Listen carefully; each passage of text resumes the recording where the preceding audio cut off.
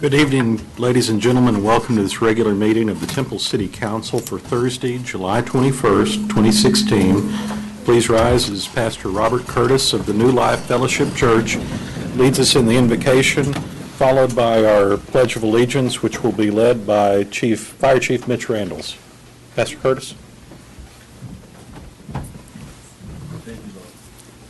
We thank you, God, for another day. We ask you, Lord God, to give us another portion of our... We thank you, Father, for this day. We thank you, God, for giving us another portion of our health and strength. Now we ask you, Father, as we invoke your presence, that let every matter that is discussed, let it be held in decency and order, because you are a God of order. We ask you, Father, to bless the families that are here, to bless the leadership of this great city. Bless every resident, O Lord God. Bless every agenda. Let it be done so, Lord God, so we may give you the thanks that your name is above all names, that where you get the glory. Now we ask you, God, to bless this nation, and God bless the great city of Temple, Texas. In Jesus' name, amen. Repeat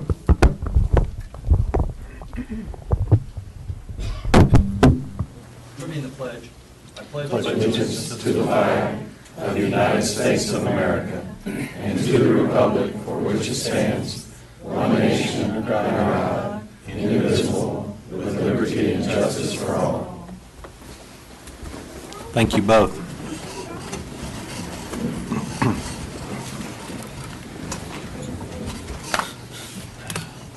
Now we have the opportunity for public comments. Citizens who desire to address the council on any matter may do so by signing up prior to this meeting. Please limit comments to 3 minutes. No discussion or final action will be taken by the City Council. And I know that there are several people in the audience that have signed up to speak on items that are on the agenda. And I will tell you that we have a public hearing scheduled for those at that time. And you're welcome to speak now. You're welcome to speak then. You can speak as many times as you want during those 2 times. But if you'd like to pass, I'll read your name off and then just say that you'll wait or you'll go up there now. Mr. Dennis Perkins. I would like to speak, if I could. Yeah, please.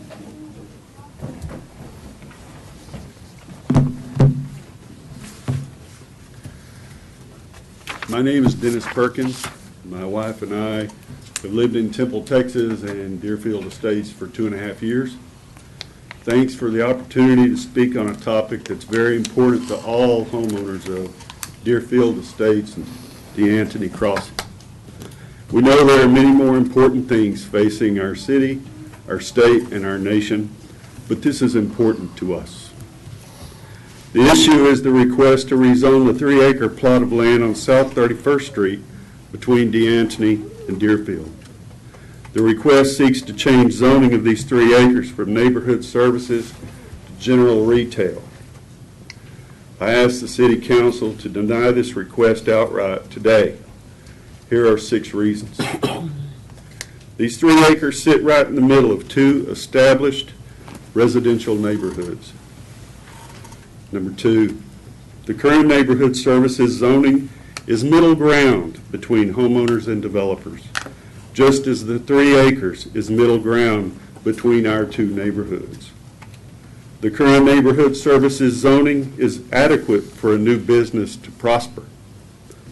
We understand that the land will be developed, but the neighborhood services zoning gives homeowners some hope that it will be done in a way that is congruent with the 2 neighborhoods it sits in. Number 3, the general retail zoning allows almost anything to be built when compared to neighborhood services. This land and the immediate surroundings are not suitable for the vast majority of businesses allowed under general retail. Number 4, this request should never have made it out of Planning and Zoning Commission, but the research report given to P&C was well done and pro-developer. The incongruence between general retail businesses and our 2 residential neighborhoods was not emphasized enough. Negative homeowner responses on the rezoning survey were glossed over. The number of citizens here today shows the City Council how important this is to us. Number 5, when originally planned, this land was going to be residential. Now, the homeowners are fighting against a general retail zoning on the last 3 acres that don't have homes. Wow, how did this happen? Fighting this proposal is the only way we as homeowners have at this moment to stop the decline of our neighborhood environment. Number 6 and final. The vast majority of homeowners want the City Council to stop this now. Kicking this can down the road with general retail exemptions, more study, or anything else is not acceptable. Any exemptions, studies, or proposals should be based on the current neighborhood services zoning, not general retail. Thank you. Thank you, Mr. Perkins. Mr. Wes Teeters.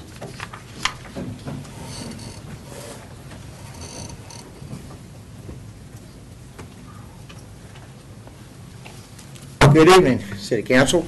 Good evening, fellow Temple-Alonians. Because I love Temple. My name is Wes Teeters. I'm a Christian, 6F Main Temple.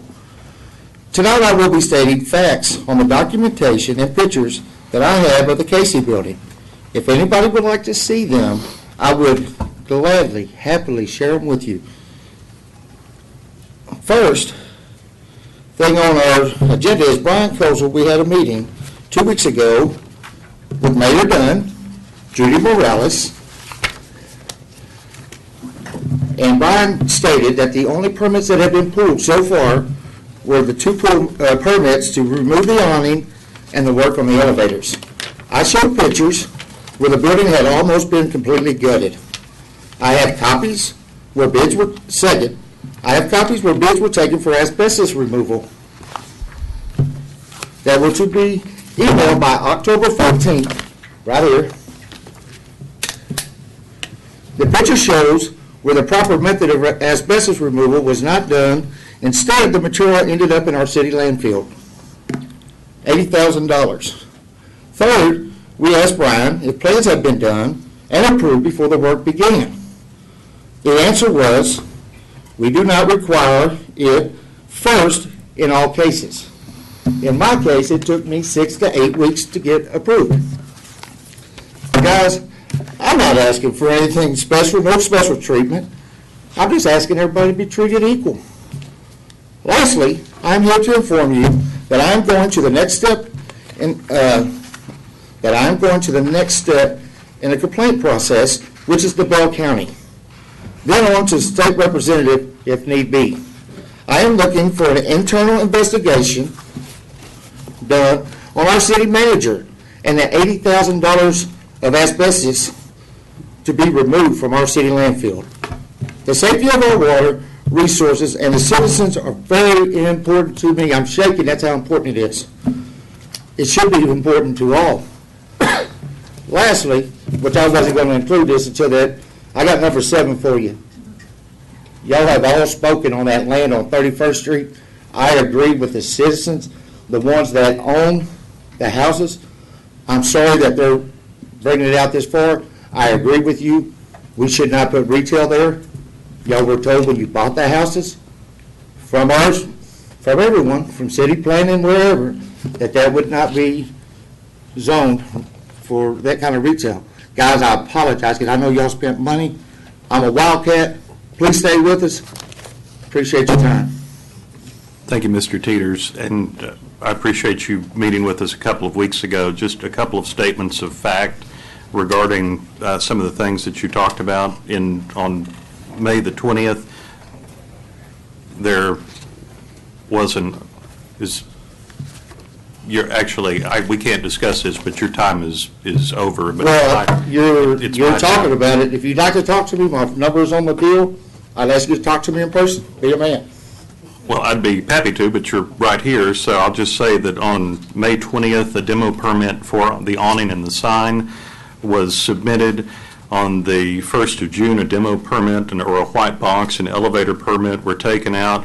On the 8th of July, the contractor was informed to put work on hold until he provided proof that asbestos abatement had taken place, and that was by the state, that is not through the city, as I pointed out to you and Brian Kozel pointed out to you a couple of weeks ago.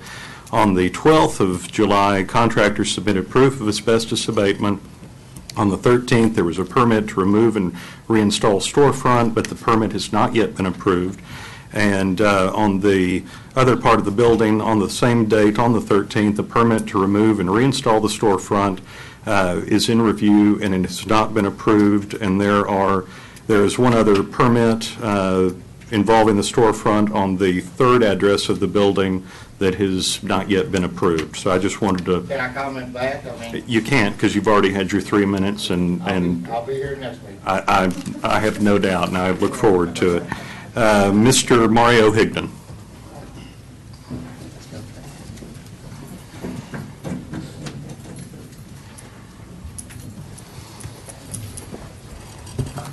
I'm Mario Higdon. I was here last session. I'm talking about the same situation. Could you show some of those pictures, including Willie 1? Thank you. This is a house that I took upon. I looked up the owner, found his name, contacted him. He sold me the property for low cost because he knows the condition of the house. He didn't want it. It was his daddy's house. Anyways, can you? Yeah, that's Willie 1. I'll talk about him in a minute. Can you cycle through the pictures, please? Thank you. They used to have a big a roof over it. I spent all this time taking it down. Go ahead and continue. We cleaned up the inside, made it beautiful. That's the outside. It's a big, strong, structured house. Continue. You continue. Okay. Now, I was given, after the city found out that I owned it, they're like, oh, okay, Mr. Higdon, we're going to set you up a date. That's great. So they sent me the papers of all the code problems. And then I'm looking at the code problems. I fixed every single one. And then I came up to here and I sat down over there during a building standard meeting. I says, hey, guys, I did what you told me to do. I fixed every single problem. It should be up to code. I paid for the permits, electricity, everything. And then when they went to vote, they said, Carl, I'm not pointing names, but that is a position. They said, what's your position? He says, the city's stance is that we demolish the property. And I asked Carl downstairs, he said, the city has a stance on demolitions. Once we do the paperwork, that's it. We don't go back on our paperwork. And Ann said, the paperwork was good, Mario. I said, yes, the paperwork was good. Well, statutes, local government code Title 7, Chapter 214.002 talks about how this isn't to have a stance saying you can't do anything. That's not right. It opens it up to giving, allowing the owner time to fix it up. I fixed it up before the next meeting. It was 2 months because there wasn't a meeting in the middle. I fixed it up. I said, Carl, everything's done. He says, our stance is we don't care. That's not. He didn't say we don't care. He said, our stance is we're going to demolition the property. We don't care if you fixed up the property. We don't care if it's in perfect shape. Mr. Higdon, you've got about 15 seconds left. Okay. Willie 2, please. Willie Smith, he lives in his car at the end of the street for the last 2 years. We have a low amount of housing in Temple and Killeen and all of Bell County. And thank you for letting me talk. And my statement is, on the 29th, this court thing is over. The city won. You can have you can have the ability to take the building down. It's a good, strong building. But I'm asking you, I'm begging you, I'm praying that you'll see my side, because after the 29th, you can start talking to me again. Thank you very much. You bet. Thank you, Mr. Higdon. Mr. Brad Wyrick, and I will tell you that there is a public hearing on this matter later, and you're welcome to speak now and speak then, or speak. I'll wait until after that. Okay. Mr. John Christopher? Same thing? All right. Mr. Joe Ramirez?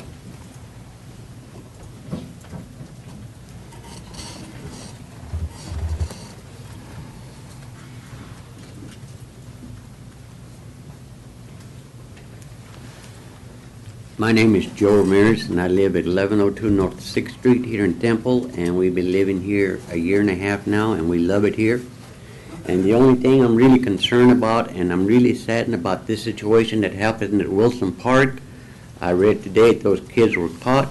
You know, I just don't understand it. If kids want something to do, there are properties that could be worked at, you know, go cut grass, go trim trees, do something, paint something, but don't be destructive. It costs the cities, the citizens of Temple, you know, it costs them money to maintain the parks and everything, and now to replace all this, it's going to cost a lot of money. I don't think that these kids should get off real easy. Not even a slap on the wrist. It really angers me. I think that they should pay restitution, put them to work. I have a big yard. They can come over and cut my yard, trim my trees. I'm not kidding you. As long as my dog's not in the way, let me know ahead of time. Also, I just want to say, you know, that we really love it here. My boss is at home. We celebrated 43 years today. Congratulations. And she put up a lot with me, but she's really a great wife. But, you know, like I said, these kids should not get off that easy. Thank you. Thank you, Mr. Ramirez. We're saddened by it as well, and we're glad you're in Temple, too. Ms. Nell Brindley. Yes, ma'am. And Melody, and I didn't quite catch the last name. I'll wait. Okay.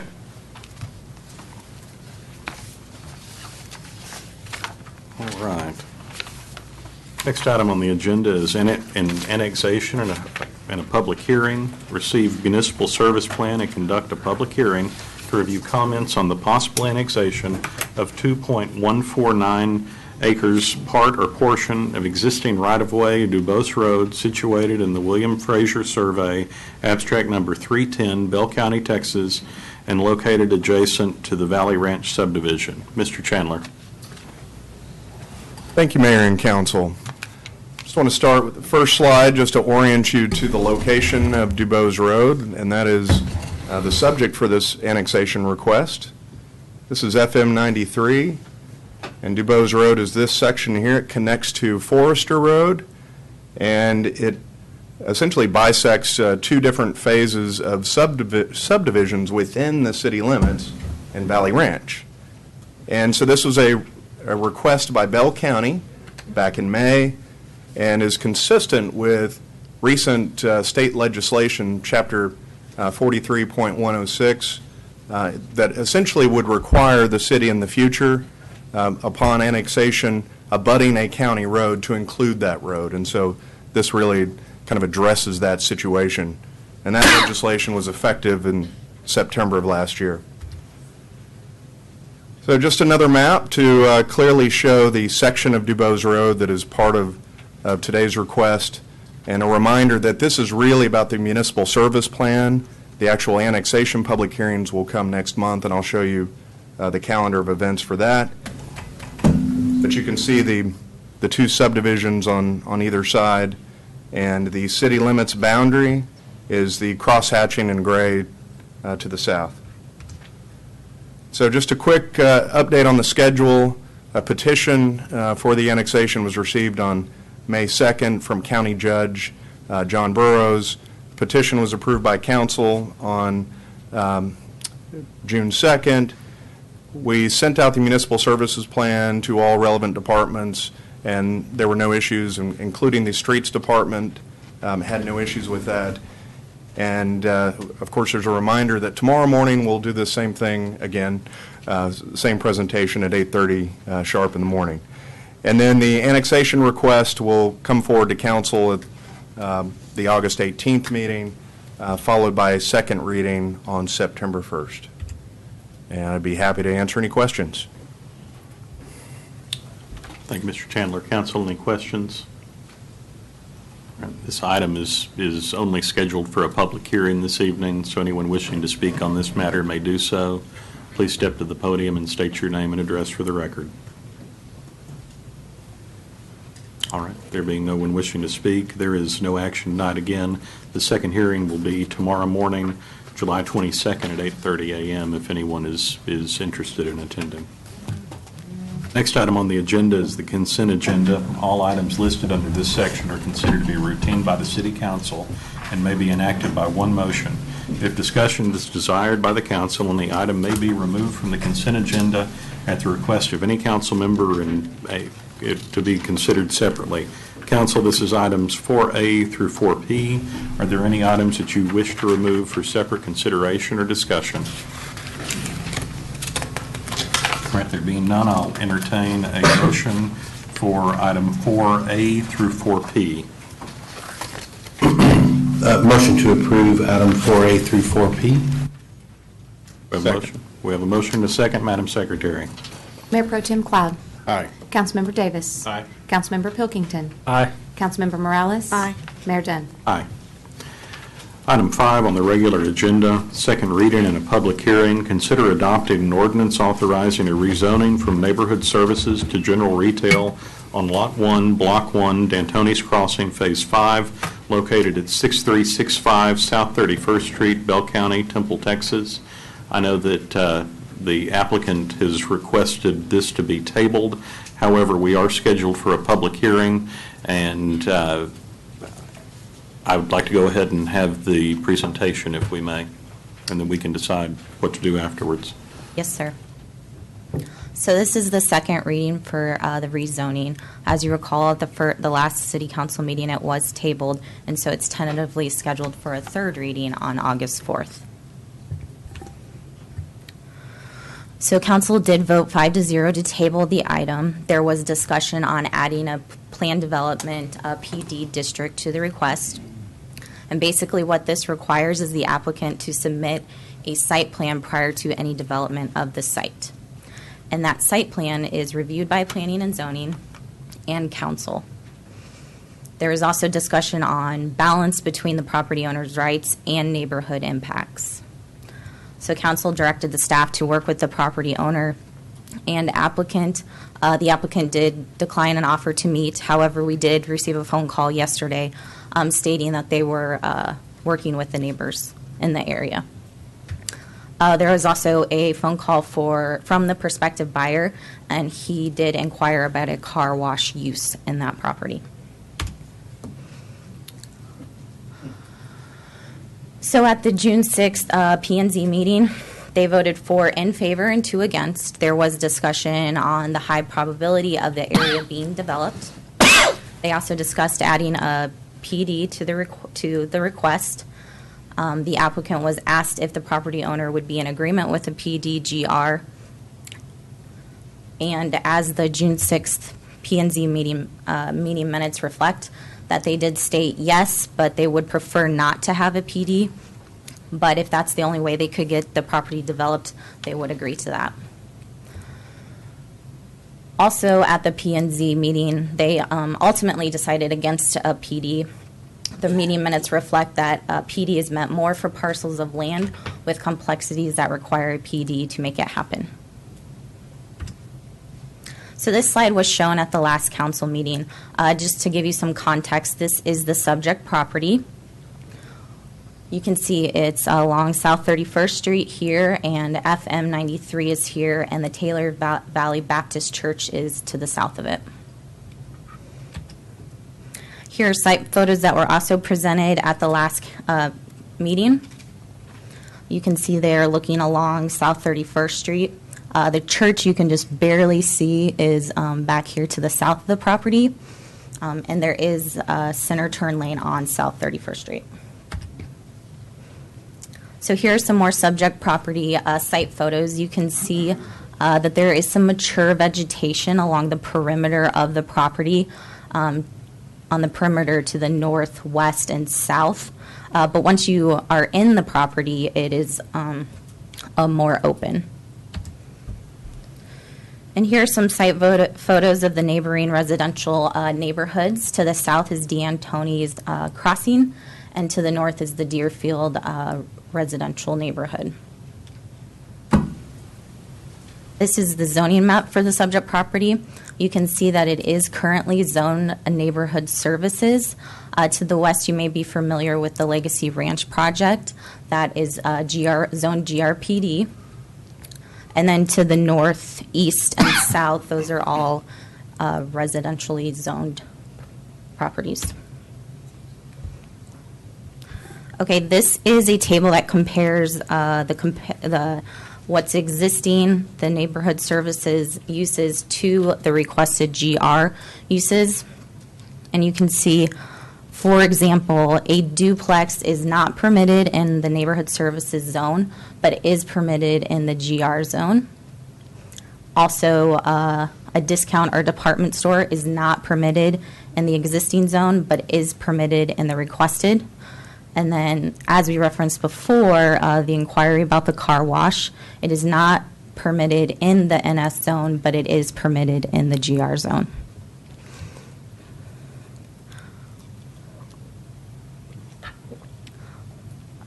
And then to touch on the text in black. So these are uses that are permitted in the general retail zoning district. As we move further through the presentation, you'll see that staff is recommending approval for a PD and with conditions. And one of those conditions includes eliminating some of the uses in that zone. And so I'm going to run through these. A hospital, a play field, a restaurant with a drive-through, a pawn shop, emergency vehicle services, auto leasing, auto sales, and fuel sales. And so those are the uses that staff believes are more intense uses in the GR zone and the least compatible with residential uses. Okay, this is a table that speaks to the alcohol-related uses, and basically there's two categories for alcohol-related uses. There's the on-premise alcohol consumption and the off-premise alcohol consumption. The text highlighted in the yellow, those are both uses that are permitted for the requested rezoning, and those are for beer and wine only, and only less than 75% revenue from alcohol. And basically what that would be is a restaurant, and then alcohol beverage sales, beer and wine store, that would also be permitted in the requested, and that's a store that sells beer and wine. And then what staff views as the most intense alcohol-related use is all alcoholic beverages, 75% or more revenue from alcohol. So that's the one listed in black here. And so that essentially would be a bar. There is a section of the UDC 5.3.15 that does state on-premise sales of alcoholic beverage is 75% or more of the total gross revenue of the establishment. So a bar may not be located within 300 feet of a residentially zoned neighborhood, zoned or developed lot. So because of the size of this this subject property, essentially a bar use would be permitted unless council approved a variance. And then you can see the text in white.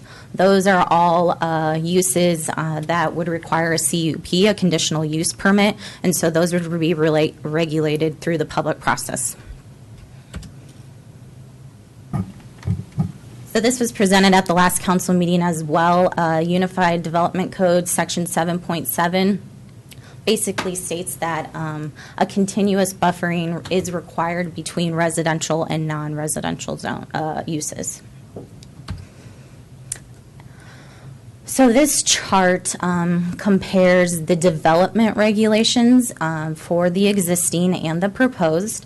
And as you can see, as you go down this chart, they're exactly the same until you get to the max building height. And so in the existing, it's 2.5 stories, and in the proposed, it's 3 stories. And another key difference here is the maximum floor area ratio. Now, what that is it regulates massing of buildings, and so it's a ratio of a building's gross floor area to the size of the land. So, for example, in this case, the site is 3 acres, so it's approximately 130,000 square feet. So that equals the ratio 0.6 to 1 would be about 78,000 square feet. And now that would just be the 1 story. Now, if it was a 2-story building, it would still have to equal that 78 total square feet. So essentially, you'd have 39,000 square feet on one story and 39,000 square feet on the second story. And then also important to note that there is no maximum floor area ratio in the NS zoning district.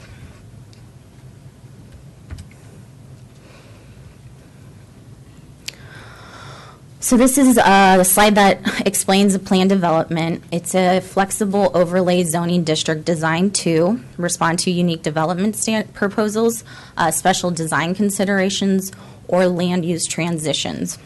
And the key part of this is that PD does require a site plan submittal, which is reviewed by P&Z and the City Council. And then section 6.4.1 of the UDC does state that additional uses may be permitted and specific permitted uses may be prohibited from the zoning-based district. So staff did send out 24 notices to property owners in the 200-foot buffer area. 8 of those letters were returned for denial, 1 was returned for approval, and 1 was returned undeliverable. And on May 26th, there was a printed notice of the public hearing in the newspaper.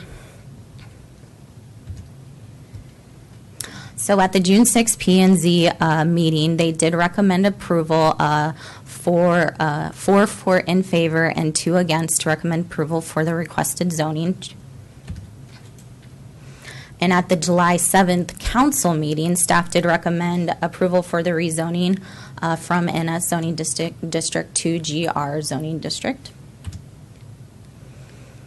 And today, at the July 21st city council meeting, based on July 7th city council discussion, staff is recommending an alternative recommendation for approval of a rezoning from the NS zoning district to the PD GR zoning district with the following conditions.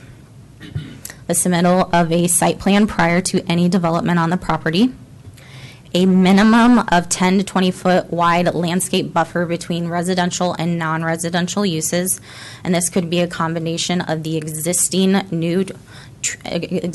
and new trees and shrubs.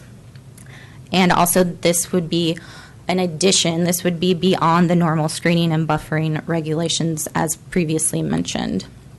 That the PD runs with the land, that the maximum height allowed is 2.5 stories to match the NS zone, that the conditions are in addition to the UDC Section 7 general development standards.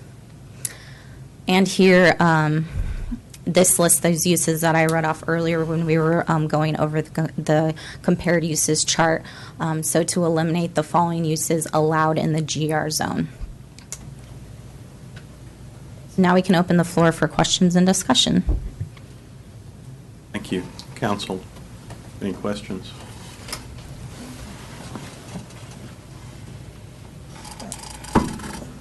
Oh, I will say before I open the public hearing, should the council table this, I will keep the public hearing open so that you would have the opportunity, or anyone would have the opportunity to speak on this matter at the next reading of this. But that being said, at this time I'll open the public hearing. Anyone wishing to speak on this matter may do so. Please step to the podium and state your name and address for the record. Mayor Dunn, members of the council and staff, my name is Jack Cruz. I live at 2601 Michaels Drive. I'm here on behalf of the applicant, who is my partner, Thomas Baird. And as I told you in the last meeting, my client is, I'm sorry, and the developer is Grady Rozier. We're asking that the request be tabled at this time one more time. And the reason is that there are negotiations going on with the relevant landowners. I've not been doing it personally, but I have on reliable statements made to me. There's some calls for optimism. I don't want to negotiate it here in public, obviously, but it would involve deed restrictions. And we'll either bring it to a head and get it done or not by the next council meeting. And so as to avoid the necessity of a reapplication, and going through that process again, our request is to table the matter one more time and see if we can reach some accommodations with the relevant landowners. That's the request we have, and I'm glad to answer any questions that the council may have. I don't think we have any at this time, Mr. Cruz. Thank you. Thanks a lot. And anyone else wishing to speak is welcome to go up. And again, if you don't, you're welcome to. And I'll just say that if you don't mind, just because of the interest and the number of folks in the room, if we could keep our comments to 3 minutes. I'll be very that'd great. brief, very brief.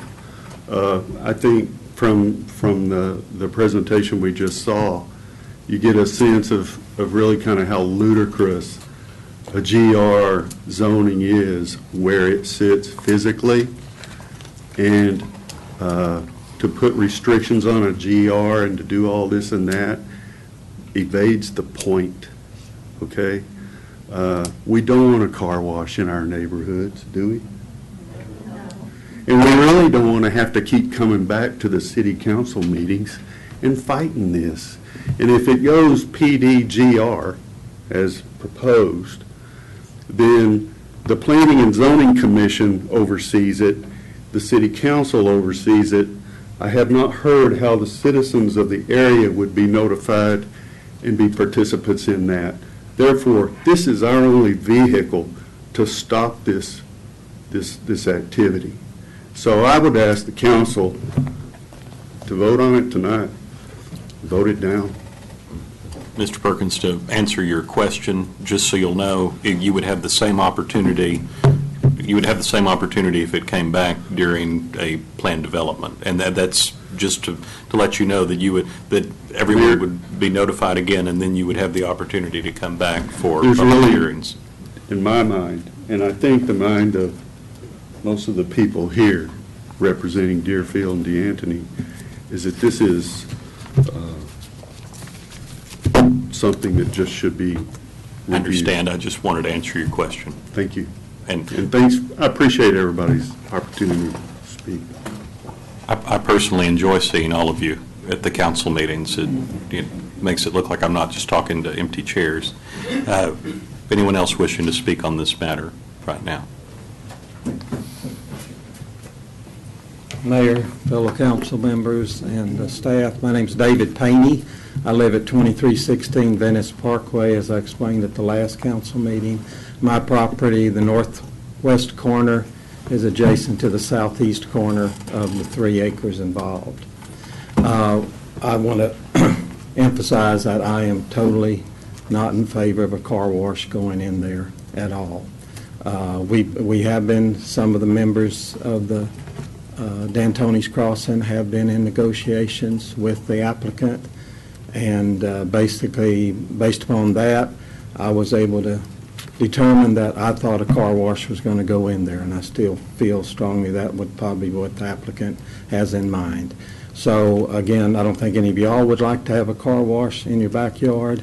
I don't think it would be attractive on South 31st Street to have one of those big car washes going up and down between 2 nice residential areas.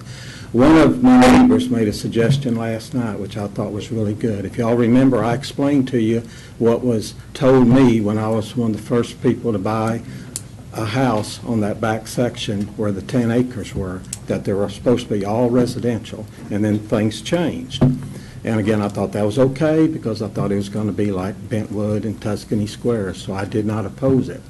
Well, his idea was if the applicant has not actually bought that other lot from Bobby Arnold, why don't he put in a road and put in a cul-de-sac on that 3 acres and finish it off with what was originally told to me, that it was all going to be residential. Thank you for letting me speak. Thank you, Mr. Paney.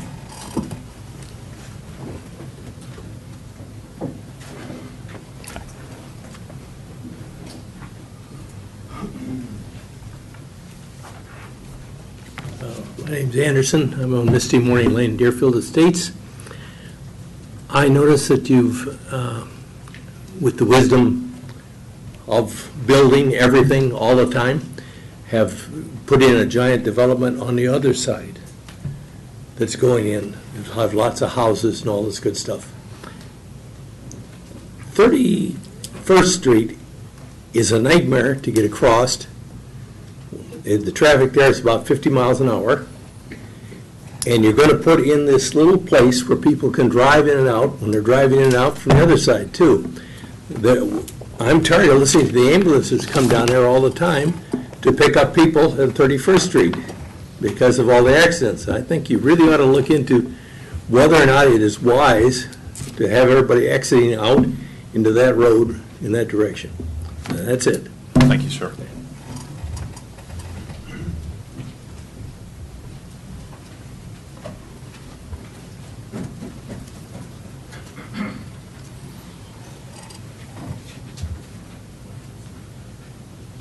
Council members, thanks for having us down here today to talk about this. It's nice to have a voice and kind of vent and talk to you guys about what's going on with this. I might have a couple questions before I go into it. Actually, would you mind stating your name and address for the record? I'm sorry, Justin No problem. Bowser, and it's 6509 Naples Drive, DeAnthony's Crossing. But on the Planning and Zoning Board, when's the last time they've turned down something that's been suggested to bring up from anywhere from ag to residential to general retail? How often does this ever get turned down and not sent up to the next level? Are you talking about on the P&Z side? On or the P&Z side. It does happen, and very often, or no? It would be hard to say without me studying on it. However, I'll tell you that although the council likes to think that we get along well with everybody, we don't always agree with what the P&Z recommends, and so you'll often find that if it does reach us, then it's tweaked significantly, or tweaked or not at all. All right, I'd just like to state a couple of facts of some of the things, or my opinion of what's happened out there. In the reverse situation, if they would have taken this 3 acres and developed this into general retail, or even neighborhood development for that fact, I don't believe, and I don't think anybody else believes in here, especially with general retail, that these 2 high-end neighborhoods would even been built. Because if I'd have moved in and saw a house there and said, hey, that house butts up against a car wash, my back fence is 10 feet away from it, there's no way I would have spent anywhere. These homes range from $300,000 to $1 million out there. There's no way I would have spent that money, and I don't think too many other people would have either if they've seen this in their backyard. So yes, this is why it seems so ludicrous that we're doing this in reverse and we're allowing this to happen to all these people. And a lot of these people are people who invested their money in their retirement money, and this is a retirement home, and now we're going to put a car wash or anything for general retail in the back of it. And the next one I stay on is, if this was your home or your grandparents' home, but this was their investment property, would you vote yes to turn this into general retail whenever there's a wooden 6 to 8 foot fence separating them from a car wash or anything else? And then last on this too, we already kind of made the compromise with the neighborhood services on this to bring it up to table with that. And even that one, in my own opinion, we should have had a rider or restriction on that with no 24-hour services period in neighborhood services, just for the simple fact of how close this is to houses. It just doesn't pass a common sense test. And I ask you guys kind of look past the politicalness of this and just use common sense on it. And if it was your home or your grandparents' home, vote accordingly, the same as it is ours. Thanks for your time. Thank you, sir. Anyone else wishing to speak?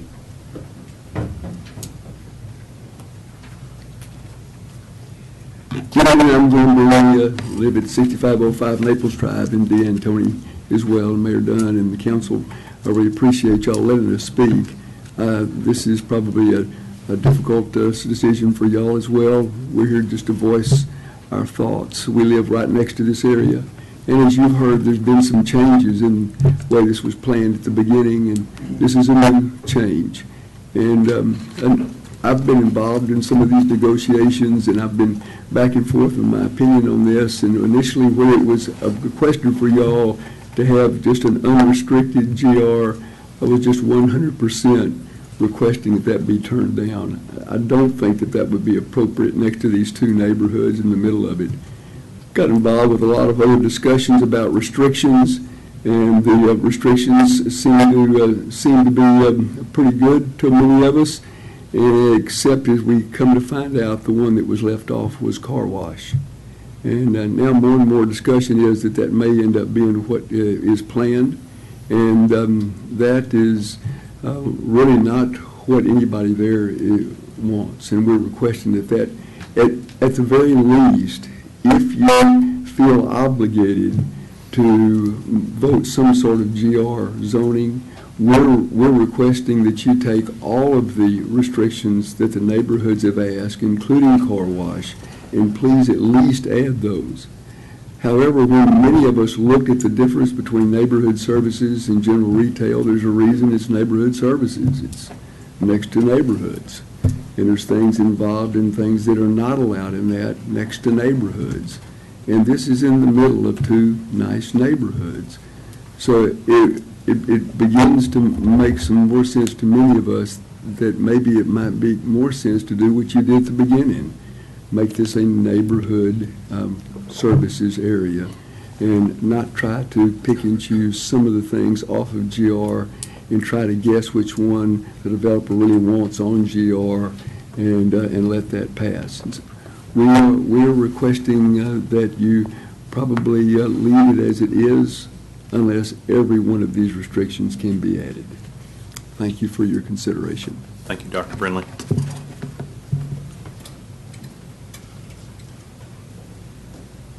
Anyone else wishing to speak at this time? I'm going. One question for you. Yeah, do you mind going back up to the podium? I'm sorry.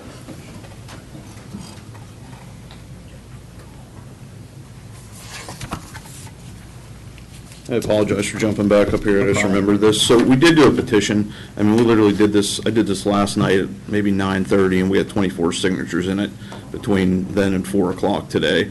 What is, I'm sure it will be a lot bigger and a lot more majority of by the time if this does get tabled. What's the process in submitting this? Because someone said it was 2 weeks out that we have to submit the petition.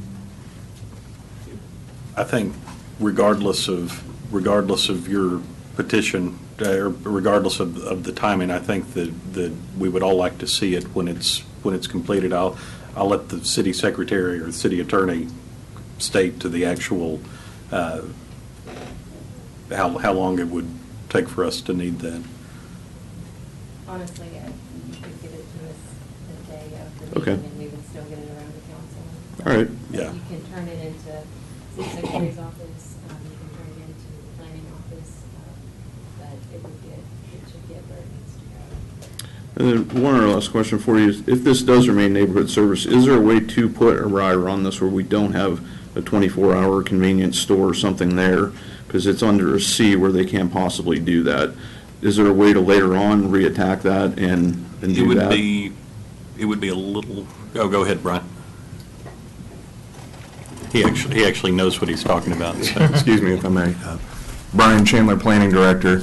To answer your question, with the Planned Development District, it allows for that kind of negotiation. Essentially anything that can be enforced can be put, land use related, but operations can be part of that as well. Almost like a conditional use permit to add various conditions that make that, mitigate the use and the transition, and in this case, to adjacent residential properties. So to answer your question, yes. Well, I want to make sure that it was the right question. The way it is in neighborhood services, it would be tough to go back and do anything retroactively from where we are now. If that was, it would have to be with the addition of a planned development district on the neighborhood services base zoning district. But either way, the only way to add conditions is either a conditional use permit, and that is listed. Those are eligible uses as listed by Desi in her presentation, or a planned development district, and that's why that proposal is on the table right now. Okay. The only reason I asked that question, I think the only reason anybody in this entire room is even remotely, even discussions began on the general retail was for fear of something going in like a gas station with 24-hour operations right next to one of these houses. And that's the only reason there were even any talks, in my opinion, about general retail, and it wasn't a united front at the very beginning without any talks at all. So that's where that concern comes from. But it sounds like it's something we can possibly, if you guys remain neighborhood services, something that we can take up with property and zoning later on, if it remains that. So. Yeah, I want to make sure that we're all on the same page on that, because the way it is with neighborhood services right now, it's neighborhood services, but if we changed it to GR with a planned development, that would be when somebody could go in and give input about that. Right. It's something that could either be done now or next meeting, through the public hearing process, that you all could add a planned development district to the neighborhood services with, in theory, pulling some of those uses from GR. Otherwise, I'm sure the applicant would probably withdraw their request if it includes more restrictions than what they have in the base zoning district. So it's not something that the neighborhood could request later on if it remains neighborhood services. Now, deed restrictions, of course, those are privately enforced, and you all could negotiate those with the developer. But yes, if the planned development district would have to be done through the public hearing process. Okay, and I hope that was it. I was, if not, just pretend that I knew what I was talking about. That's good. I just wanted to, that's the reason why we were so concerned about keeping neighborhood services. But thanks for your time, and please just vote on this wisely whenever you do. Thanks. Yes, sir. Thank you. If you'll, Ms. Brindley's coming up, and then ladies first. And Mayor Dunn and council members, I'm Nell Brindley. I live at 6505 Naples Drive in D'Antoni. I think I'm the only one that calls it the wrong way, D'Antoni Crossing in Temple, Texas. I've lived here all my life, born and raised. Thank you for your careful attention to the zoning change request ZFY 1633 and for allowing me to speak. This is not my happy place or my comfort zone. Over these weeks, my views on this issue have pretty much come full circle. Initially, I was vehemently opposed. I then entered into the minefield of negotiation process, potential negotiation process with Arnold Builders, the applicant of this zoning request, and felt like we were potentially making some headway into making him understand we were deeply concerned about this issue. To today, have an even stronger opposition to it, but I want to clarify some things. We have very recently learned that the buyer, who we're told is a neighbor, the name was mentioned, I will not mention the name, does not likely have long-term interest in protecting his property values. His property butts up against the entire back of the 3 acres. And we were led to believe that this was someone who did have a vested interest in the neighborhood. In addition, there's good reason to now believe that the buyer plans to build a car wash, and that's been confirmed tonight by, at least suspiciously confirmed by the fact that that question has been raised. That is just totally unacceptable to sandwich a car wash in between 2 developed neighborhoods, D'Antoni's Crossing and our dear neighbors to the north, Deerfield Estates. Picture, if you will, a big red barn of a car wash or a purple gorilla in your backyard. We don't want it, and neither would you. Therefore, I'm asking you to carefully consider this request. In a perfect world, this 3 acres would have remained ag residential as it was originally planned and promised to the neighbors who were the founding neighbors of this subdivision. It's not a perfect world, and here we are with NS. So I want to ask a clarifying question. There are many of us who would really like to have restrictions even on NS and wish that we could go back in time. So are you saying to us that only the developer, the property owner, can request changes to NS? Is that correct? Okay. So, that being said, if you all even remotely consider changing the zoning, we just are adamant that very strict agreed upon restrictions are put into place, and I don't mean talked about, I mean in writing, in ink. At the hospital, in any hospital, the rule of thumb and what's said is, if it's not written in ink in the chart, it didn't happen. And so we want great assurances. I would strongly recommend the PD, whatever the heck that thing is. We want as much control over this as we can get. I mean, we're all just really, really frustrated and angry over it. So I'm just asking you, please don't just give carte blanche to this developer and to this buyer, whoever it may be, whenever it may be.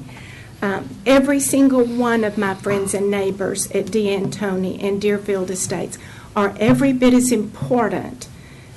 We may not have the money or the resources that these people do, but for many of us, these homes are the biggest investment we will ever make and have ever made. And so I'm asking you to protect us.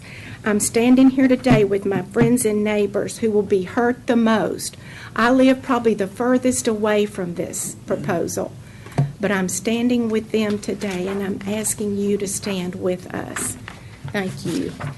Thank you, God Mrs. bless you, Brindley. and may He give you wisdom. Thank you. Anyone else wishing to speak? Mr. Perkins? I'm very sorry that I No, you're good. dragging this out, but, I mean, we've all heard from homeowners, and the judgment is clear on our side that this is a bad idea. And I understand, or actually I don't understand the processes of the city and the city council, but it is unclear to me or disconcerting that we can't just ask the city council to pass a motion to reject this proposal instead of continuing to discuss it. And because we're coming back, we're not going anywhere. So I would ask the city council to consider voting on it tonight. Thank you, Mr. Perkins.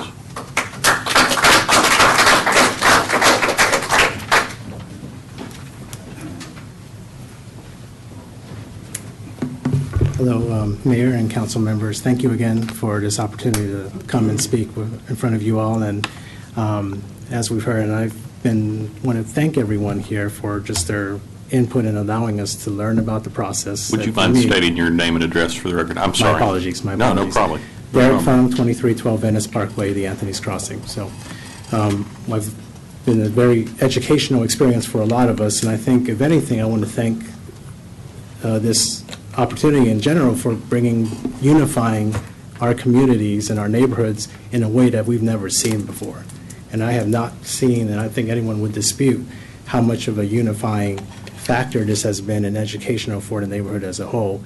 But in that same tone, I would echo all of my neighbors and friends here who have echoed and brought their sentiment that, you know, we are unified against this. And this was from the earliest letters that came back, and the only approved letter within the 200 feet was the prospective buyer or associate of such. And again, I think the overall impression from the community is such. You have heard various viewpoints and perspectives here, and I want to just, again, reiterate those comments and thank you again for your consideration. And just please hear us out, and we thank you all just again for your time tonight. Thank you, sir. Anyone else wishing to speak on this matter? Right, because I don't know what the council's pleasure will be, I'm not going to end the public hearing. I'm just going to pause it for the time being so that if there is a motion to table, everyone who's here will have the opportunity to speak again if that's the wish of the council this evening. And any comments or questions at this time? First of all, I'd like to say thank you, each of you, for coming out and expressing your concern. I think it's really important that we all unify in our neighborhoods to support each other. I'm just wondering how many residents or houses are really out there in that addition? Do we know how many homes? How many homes in the residential neighborhoods, Yes. Deerfield? No, I do not know exactly the number. But it is an established residential neighborhood. Both of them are. Because it was very impressive to get 24. I'm just wondering how many more might be out there, or if this speaks for most of them. That was literally probably an 18-hour petition. They got 24 votes, and most of them were from the Anthony's Crossing where I live. I would say at least 50% of them were from Deerfield, and this is an email I sent out again last night, not at 10 o'clock at night. So there's a lot of strong emotion and feeling with this. We understand. Thank you. Actually, and I'm sorry, I let you go because I made you go to the microphone last time. The public hearing is, we've paused that for the time being, so if we could just have the opportunity to discuss. You're not the public, you're the council. You can talk anytime you want. Anyone have anything else? I guess I've had as many comments and emails and calls on this issue as any since I've been on the council, and I know that a lot of people are very passionate about it. I know Mr. Arnold, Mr. Rozier, and I know they would not do anything to damage the property values of their neighbors or the neighborhood that they have built. But any kind of a zoning that is put on there stays with the property, excuse me, forever, for a long time. So this is something maybe not going to happen next year or the year after, but it could be later on down the line. So I do see that that is an issue that could come up again in the future, a long time from now. But we did take this up 4 years ago, I believe, in 2012, and we did go from a residential zoning to the neighborhood services, and I think that is probably as far as a stretch as I would be comfortable going on this particular property.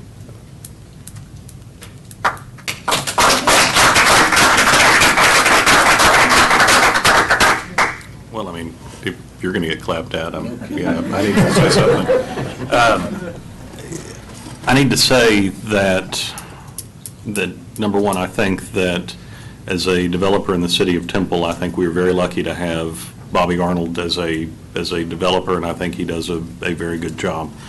There have been very few things that I have, as Mrs. Brindley said earlier, going full circle on, because I wasn't sure that I was thinking that compromise was a really good idea, and now the outpouring of folks in the community have made me look further at this. And one of the comments that I made at the last meeting, which with the idea of the car wash brings up further questions, is one of the main things I was concerned about was the traffic.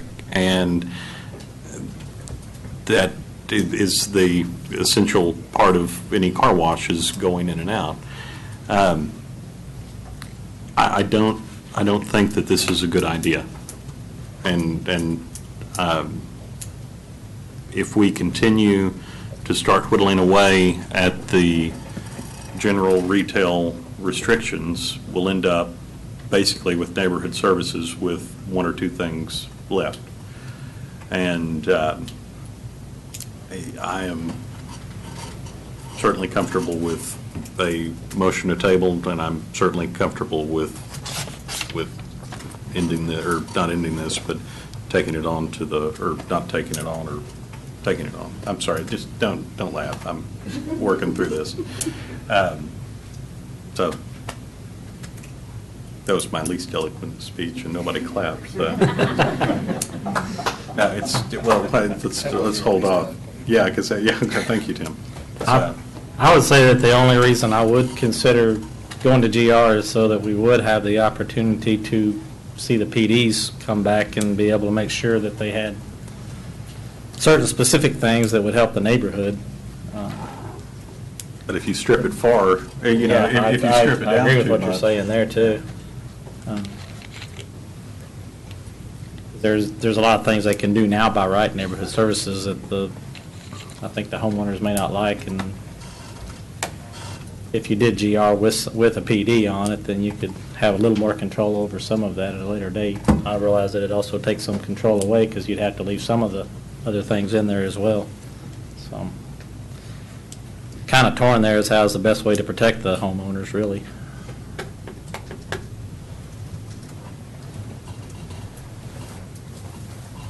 Any more comments? I wish I hadn't said, now I have to say something. You know, I'm typically for landowners' rights, anybody's rights, be, you know, whether it's the developer or the specific homeowners. Like I said last week, to me, this is a very difficult type of situation. But if we're going to put this to a vote tonight, I would not, Tim Davis will not be voting to attach any sort of restrictions. If we're gonna vote for it, then let's vote for it. And if it gets voted down, we at least have not saddled the current owner with a bunch of restrictions that the next possible developer of that property is going to have to abide by. I know that's in politics. That's a lot like kicking it down the, kicking the can down the road. But we don't want to restrict. To me, I will not vote to restrict what could be done there later if this ends up being turned down tonight. Because I'm for everybody's property rights. If you own the piece of property, then you should be able to have that property with the opportunity of with the best and highest use. Which we did in 2012. So now we're kicking it again. Anyone else? All right. I will entertain a motion on item 5.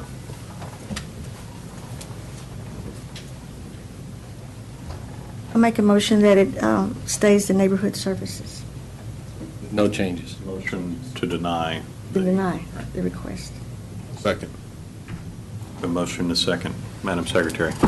Mayor Pro Tem Cloud. Aye. Councilmember Davis. Aye. Councilmember Pilkington. Aye. Councilmember Morales. Aye. Mayor Dunn. Aye.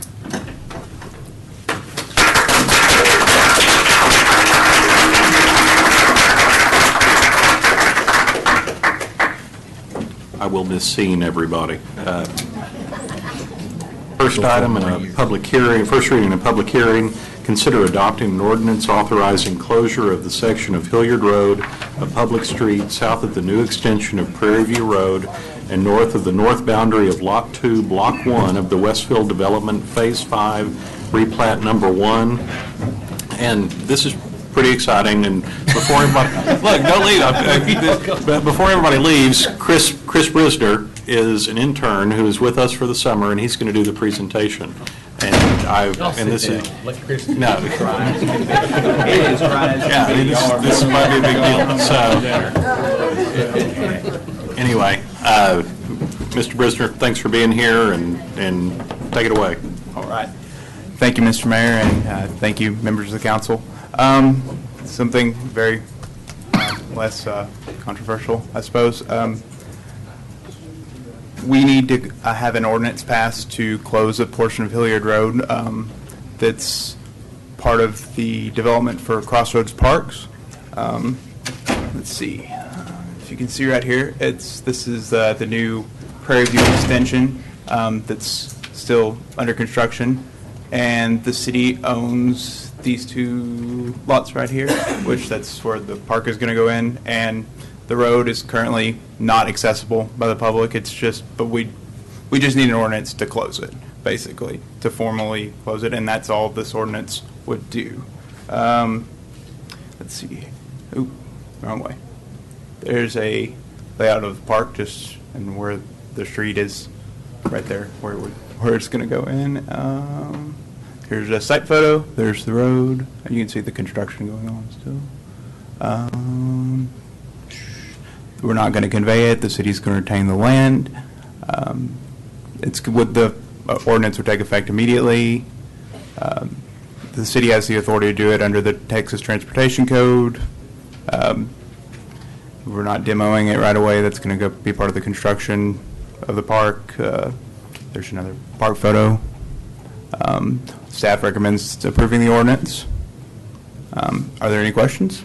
I know that was really quick, but it seems to be that. That was great. We should have given you the last one. I mean, I'm more than happy to go back, but they told me to kind of speed through it, so I'm more than happy to accommodate. No, thank you very much. Council, any questions? Any comments? You mentioned utilities will be relocated, and I assume that along with that, that there will not be any utility easements remaining in the I right-of-way. believe there is a public utilities easement for that running on the road. Is that right, Jim? Sorry. There is currently a public utility easement parallel to the existing Hilliard Road, and as the park is developed and constructed, it'll be replatted, is my understanding, and those easements will be taken care of in that process.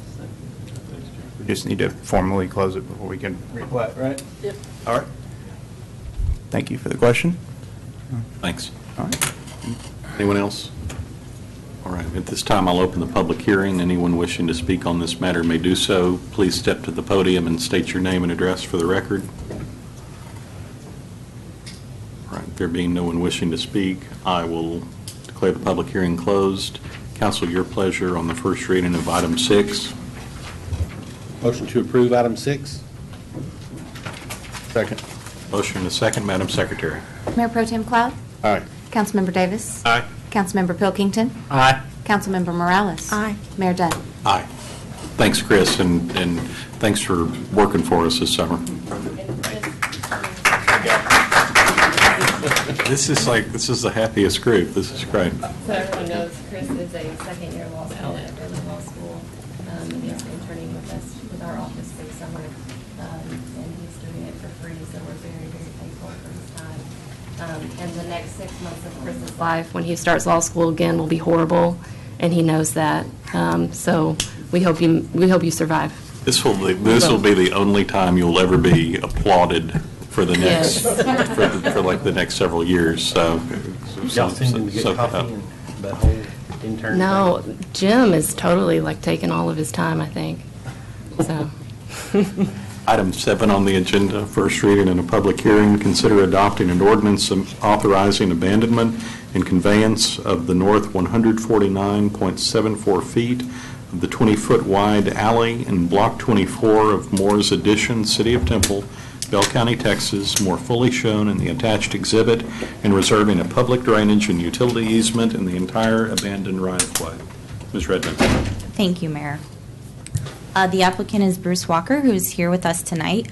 This is the first reading. The second reading is tentatively scheduled for August 4th. Here's a vicinity map to give you some context as to where this is located.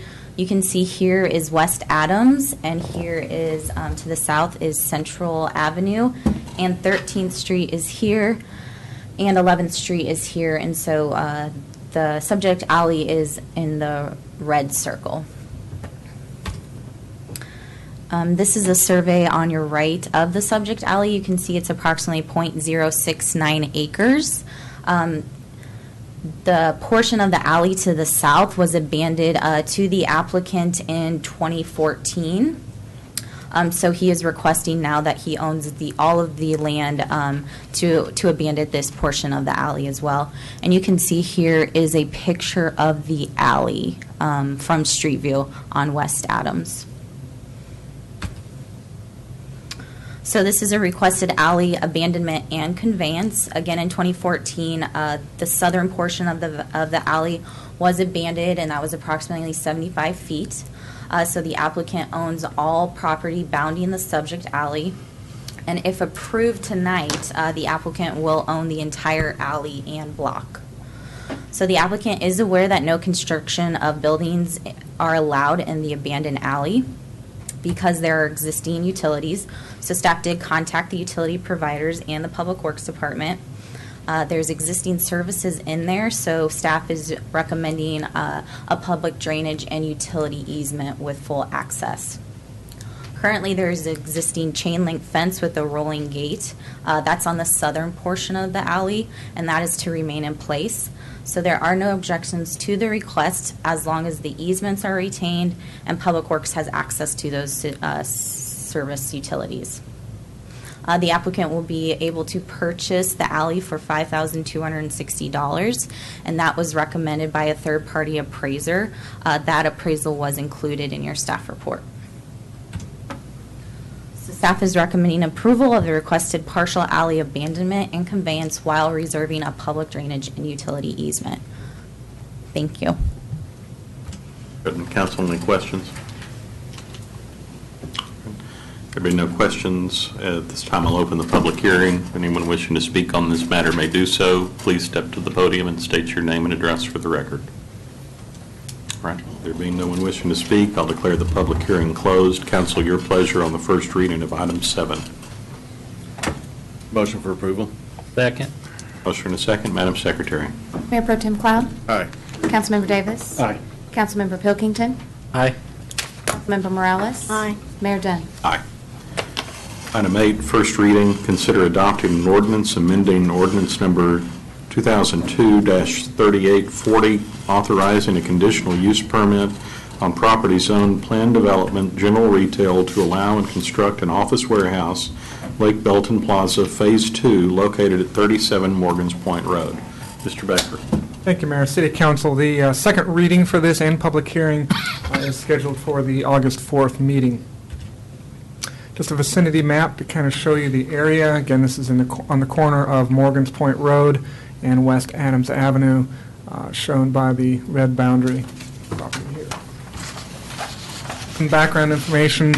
The property itself is governed by a planned development that was approved by Ordinance 2002-3840. The base general retail zoning does allow for an office warehouse use with an approved conditional use permit, so that being the application before you tonight. The request itself is to allow a 5,000 square foot office warehouse building on the 7/10 acre property. Under the conditional use permit review criteria spelled out in the UDC, there's 9 criteria that staff has evaluated. Some of the highlights that I'll present to you include screening and buffering, which will include a solid privacy fence and enhanced landscaping. This is on the north end of the property and would be adjacent to the existing single-family residence. Landscaping, which would include additional trees, shrubs, and turf. With the trees, shrubs, and turf, there's needed flexibility during the permit review process, and a condition has been proposed that would allow the Director of Planning to address minor modifications during the site plan review process, as opposed to bringing back minor changes back before the Planning Commission or City Council. Additionally, exterior building materials would be made of brick and limestone, or as called out in the ordinance, masonry. This would be on the western and southern building elevations and would match the adjacent and existing multi-tenant retail center that is on a separate property but is also under common ownership. Additionally, a sidewalk is being proposed and provided. This is a 6-foot sidewalk along Morgan's Point Road and would provide pedestrian connectivity to the direct connectivity to the south, as well as reduce a separation distance connecting the sidewalk further up to the north on Morgan's Point Road.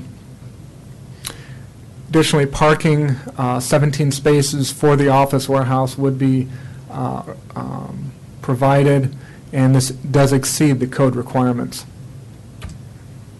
In terms of the zoning, the property is general retail. There's general retail surrounding the area, and again, as I mentioned earlier, with the approved conditional use permit, the request would be compliant with the zoning map. In terms of the future land use map, the underlying designation does support retail service, zoning, as well as those uses conditionally permitted. The site plan itself, I do want to point out the area hatched in red is part of an access easement agreement, which does connect to the retail center to the south. Because of the nature of the property, staff needed to look at both properties and the circulation as well as parking and connectivity between these two properties. There's some photographs. This is looking at the site. The existing building here will be demoed as part of the development for the office warehouse. To the north, there's an existing partial solid fence as well as the open fence. So part of that requirement for screening has already been met. This is the single-family residence to the north. And again, to the east, non-residential and residential uses. To the west, crossing over Morgan's Point Road, primarily there are retail service uses as well as undeveloped land. To the south is existing retail and service uses as well as a solid fence adjacent to the veterinary center. The adjacent retail center, again, the matching brick and limestone indicated by this close-up photograph. As part of the rezoning application process, 12 notices were sent out. 5 notices were returned in agreement, and no notices were returned in disagreement. In terms of compliance, the compliance with the ordinance, the conditional use permit review criteria, compatibility with base zoning, future land use map, as well as adjacent and anticipated retail service uses would be compliant. At the June 6th Planning and Zoning Commission meeting, the Commission voted 7-0 to recommend approval of the requested conditional use permit, subject to 4 conditions that were presented by staff during the Planning and Zoning Commission meeting: access, parking, circulation, as well as need for a passage agreement or joint access easement document to be prepared. That need was identified, and staff has brought forward this application with that coming forward. This time, staff is recommending approval of the request, subject to 5 conditions, which includes condition number 4, which is to accommodate the passage agreement and the recordation of that any kind of building permit would not be issued until the recordation of the agreement is completed. And the conditions, condition number 1 is that the office warehouse would be allowed in substantial compliance with the ordinance 2002-3840. Condition number 2, the placement of the 6-foot sidewalk. Condition number 3, the exterior building materials matching that of the brick and limestone on the west and southern facing building elevations. Condition 4, specifically the staff approval and recordation of the joint use access easement agreement to ensure proper access circulation from the adjacent properties prior to the issuance of the building permit. And condition number 5 would give the Director of Planning the authorization to review and to approve minor modifications to the site and landscaping. That concludes my presentation. I'm available should you have any questions. Council, any questions? All right, as was stated earlier, the public hearing on this will be on the second reading, and so I will entertain a motion on item 8. I move to approve with the staff's recommendations. Second. Motion is second. Madam Secretary. Mayor Pro Tem Cloud? Aye. Councilmember Davis? Aye. Councilmember Pilkington? Aye. Councilmember Morales? Aye. Mayor Dunn? Aye. Item 9, a first reading, consider adopting an ordinance authorizing a rezoning from single-family 1 district and multifamily 2 district to neighborhood service district on 3.986 acres situated in the Maximo Merino Survey, abstract number 14, Bell County, Texas, located at 3508 South 5th Street. Mr. Baker. Thank you, Mayor and City Council. As with the previous item, the second reading and public hearing would be scheduled for the August 4th meeting. To give you a location of the property, this is located on South 5th Street, just north of Marlinwood Road. And at this time, there is no specific development that's been identified by the applicant. And there was a companion subdivision plat, which was approved by the Planning and Zoning Commission on June 20th. In terms of the zoning map, The single-family one is intended for detached single-family uses. To the west is multifamily 2. This is specifically the villas at Friars Creek subdivision, and the office 1 and 2. This is existing retail and service adjacent to the south, and the neighborhood service uses would be compatible with this area. In terms of the future land use map, the underlying designation is suburban commercial. It does support office, retail, and service uses, as well as supports the general retail neighborhood service zoning. The green designation is parks and open space. This is a strip of FEMA floodplain for the Friars Creek creek plain, and is unbuildable in terms of going vertical. I do want to point out, when the applicant initially came and submitted this application to our office, it originally came in as commercial. Staff did not feel that commercial nor the general retail designation would be appropriate, and it was agreed upon that neighborhood services would accommodate the interests of what the applicant was pursuing in terms of trying to get a client to build either restaurant or retail service type uses for that property. Just some photos of the property, and I do match those up with the street level view in terms of which property, as it is a rather unusual shaped property, and one would correspond to this view, as well as the 2 and the street view corresponding with that street view. To the north, again, this is looking both up and down South 5th Street. And to the west are existing single-family residences. This is the Villas at Friars Creek, as well as the trailhead into the existing trail, and to the east is active agriculture production. The NS does allow a number of both residential as well as non-residential uses. As I indicated earlier, that staff is anticipating this would be developed with a restaurant or other type of retail or service use. 18 notices were sent out to property owners within 200 feet. 3 notices representing 6 properties were returned, all in agreement, and no notices have been received in disagreement. In terms of compliance, both the future land use plan, compatibility, availability of public facilities, and the thoroughfare plan, the request is compliant. Staff recommends approval of the request from single-family 1 and multifamily 2 to the Neighborhood Service District. And at their June 20th meeting, the Planning and Zoning Commission voted 7-0 to approve the rezoning per staff's recommendation. And that concludes my presentation, and I'm available should you have any questions. Thank you, Mr. Baker. Council, any questions?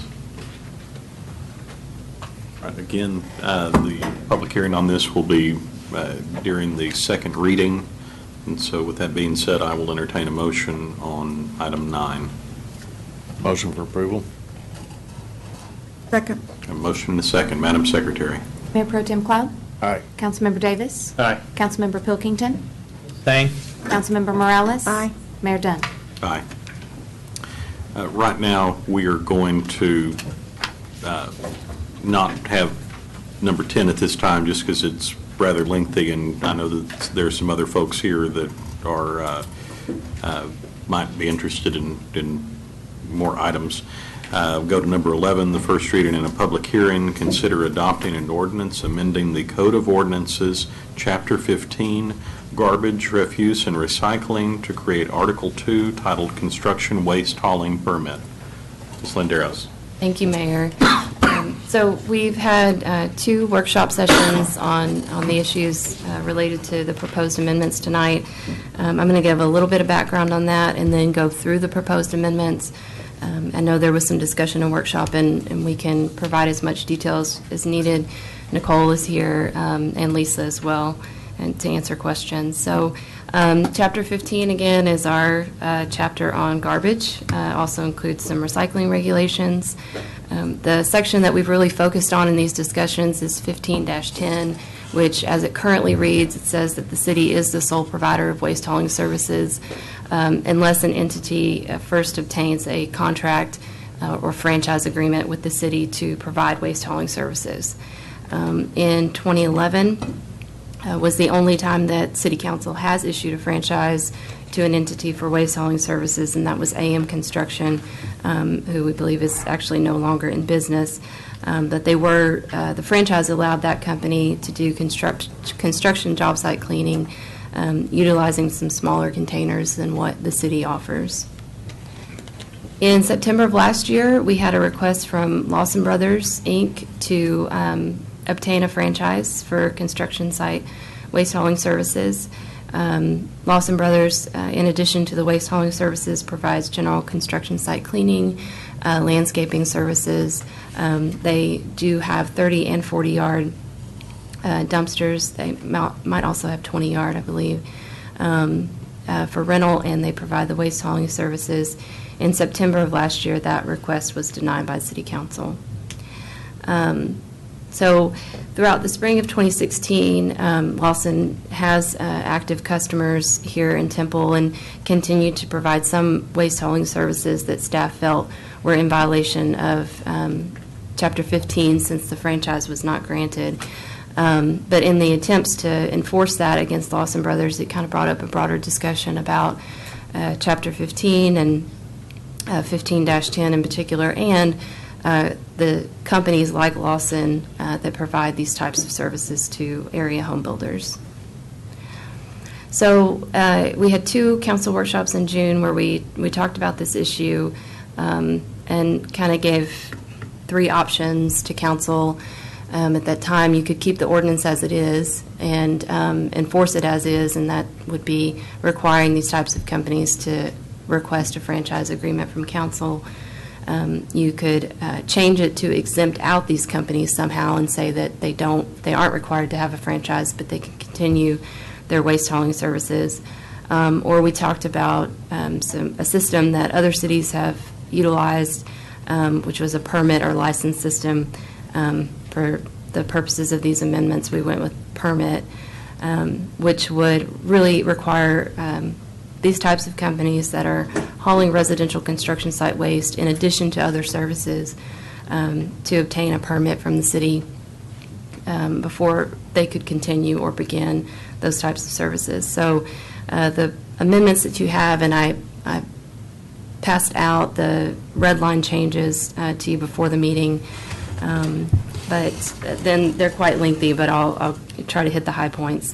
Would create a permit process for companies to collect, transport, haul, or dispose of residential construction waste produced in the city. So running through some of the highlights of those amendments, if a company is engaged in that business, really hauling and disposing of residential construction site waste, they would first have to obtain a construction waste hauling permit from the city. The next bullet is important and somewhat could be somewhat confusing, but in the amendments, there is a section that says the requirement to obtain a permit doesn't apply to builders or contractors utilizing their own employees and equipment to haul waste from construction sites on which they are providing construction services. So to explain that, it's really how we already operate, but say you have a home builder that doesn't contract out to a third party to provide job site cleaning and waste hauling services.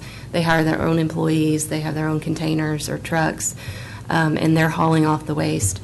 They would not be required to obtain the permit. Another type of entity that would fall under that exception, and the reason that I use the term contractors in addition to builders, is historically the city has said that, if you have a roofing contractor who's just at a home to replace the roof, and they're hauling off their own waste from that, that's not subject to the ordinance, so they would not have to obtain a permit.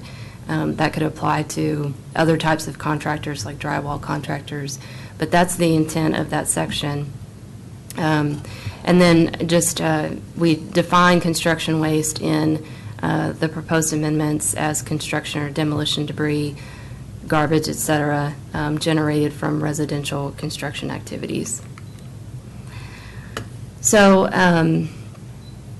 one big requirement would be that you can only obtain a permit if you are doing waste hauling or providing waste hauling services in addition to these other cleanup services or landscaping services that you're performing on the site. So the company could not be engaged solely in waste hauling services. It has to be that combination of services that these companies are providing. If you're only providing waste hauling services, you'd have to come and actually ask for a franchise agreement with the city. It would go back to that requirement.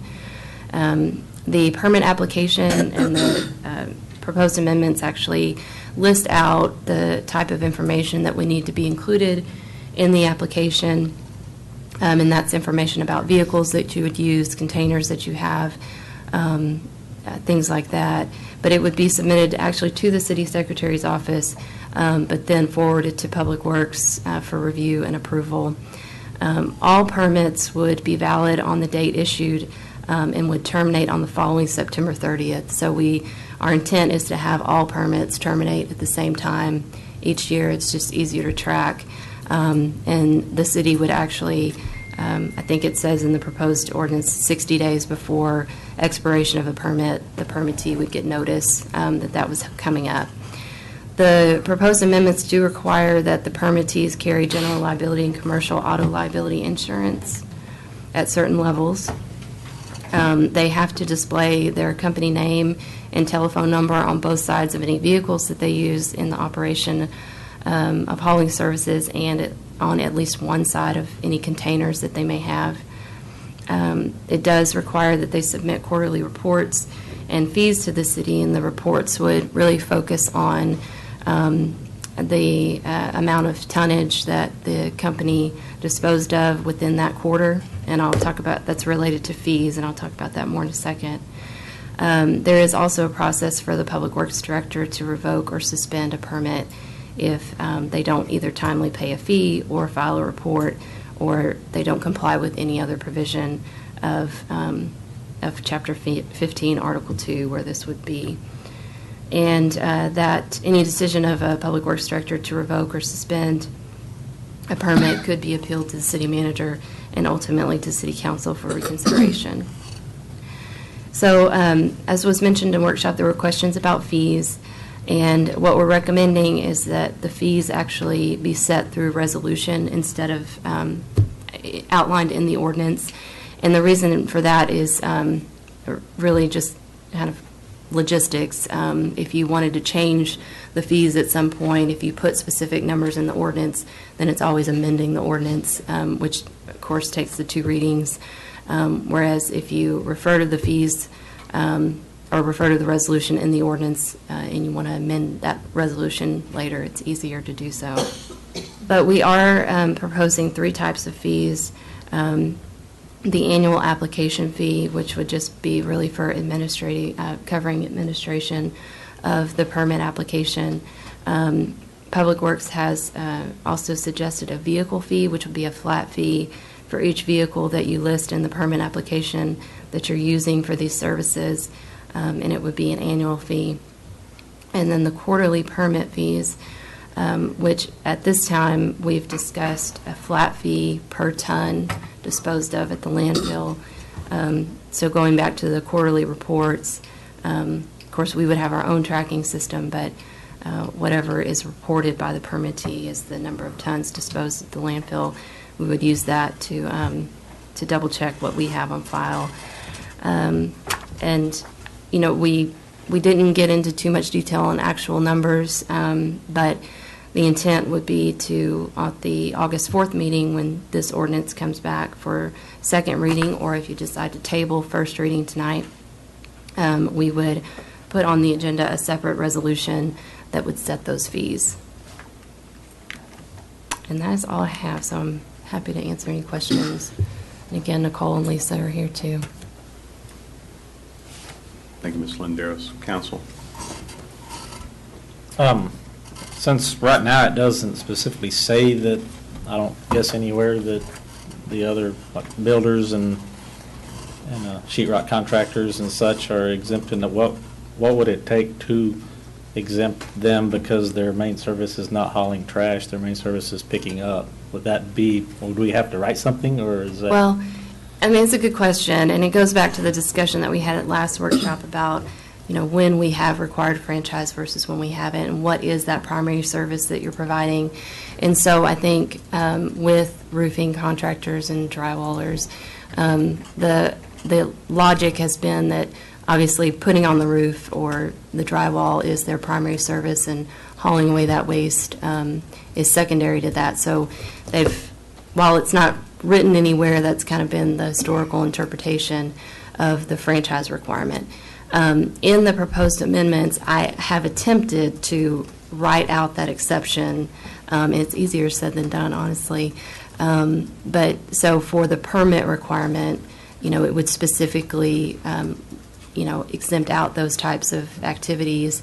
But I think for the broader discussion of franchise, I think we would continue to operate as we have before in looking at what is the primary service they're providing.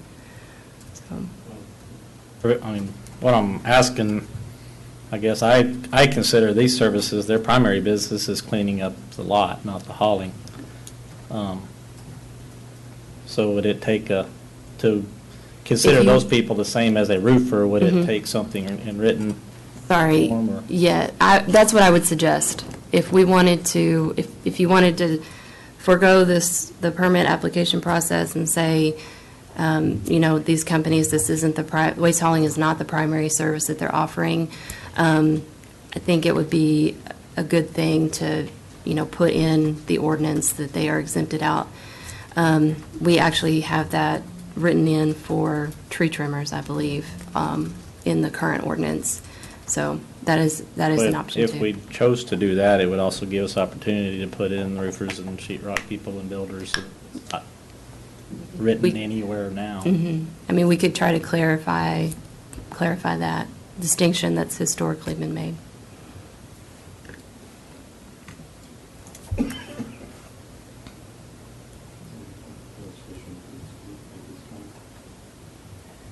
I guess I'm just kind of curious how much fees would be generated. Would there be a cost to monitor, to administer and all that? And would there be additional staff required? Or? I'll have to rely on Nicole or Lisa if they feel like additional staff would be required. But I do know, we currently have software that the City Secretary's office uses for other permits that we have. And so the thought this far has been that we would work it in that same software system. We did something similar recently with the credit access businesses. And so, but as far as monitoring after that, I'll let Nicole answer. I would say that that's accurate. Our intent would be to try to handle this with our existing resources, but since it's a new process, I think we would really watch it closely over the first 6 months. And I mean, if it became a bigger burden, then we'd have to address it through the budget process. But for now, given the timing of the budget, trying to work this issue, it was brought to our attention, April, May. We intend to try to do this at as low a cost as possible, so it's not an administrative burden. So we will try to do that amongst the various city departments to make it as cost effective as possible.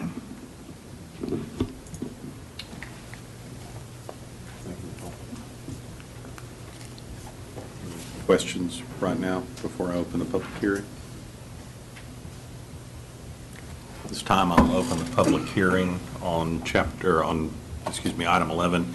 Anyone wishing to speak on this matter may do so. Please step to the podium and state your name and address for the record.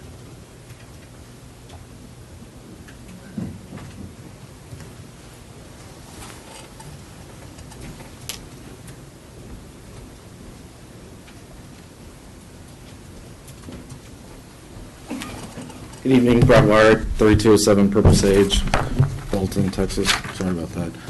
Mayor Dunn, council members, on behalf of our members of the Local Builders Association, thank you all for the opportunity to address you tonight regarding the proposed construction waste hauling permit. There were a couple of things that were clarified in the presentation tonight that were somewhat beneficial, but we still do have some concerns, namely in the area of fees.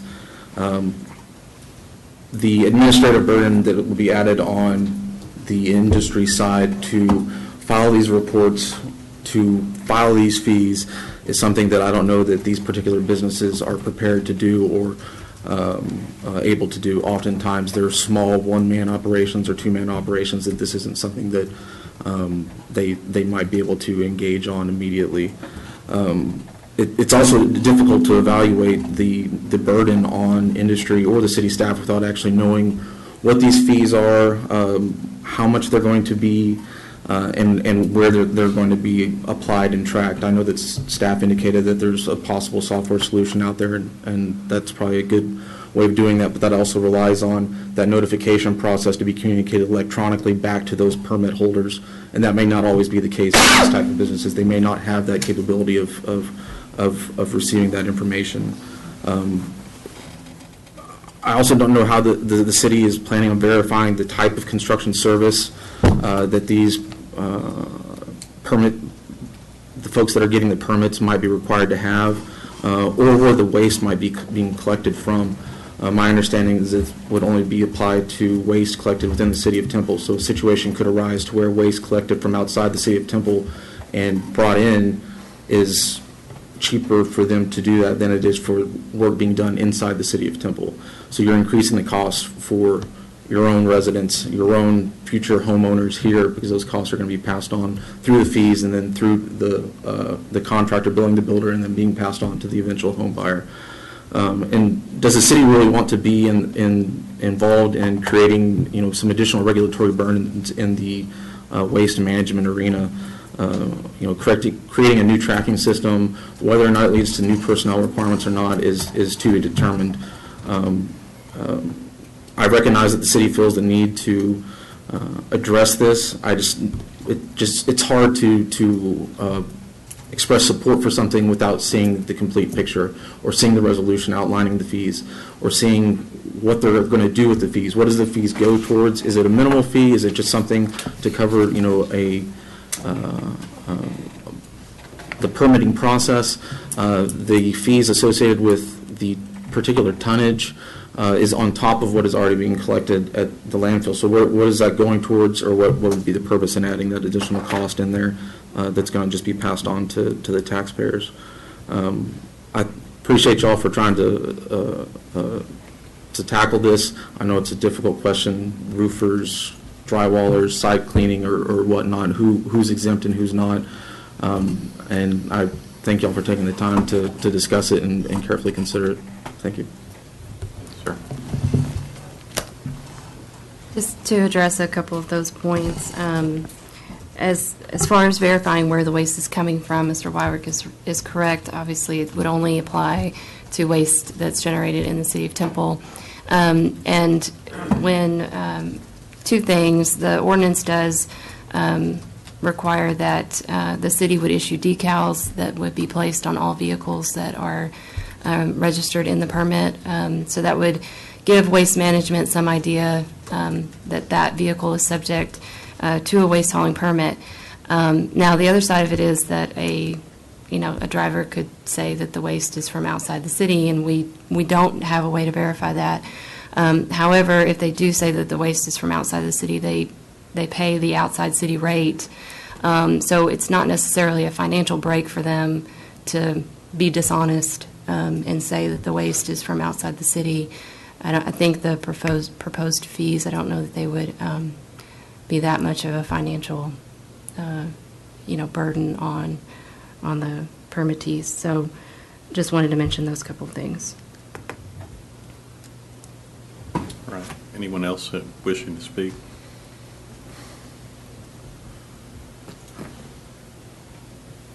I'll declare the public hearing closed.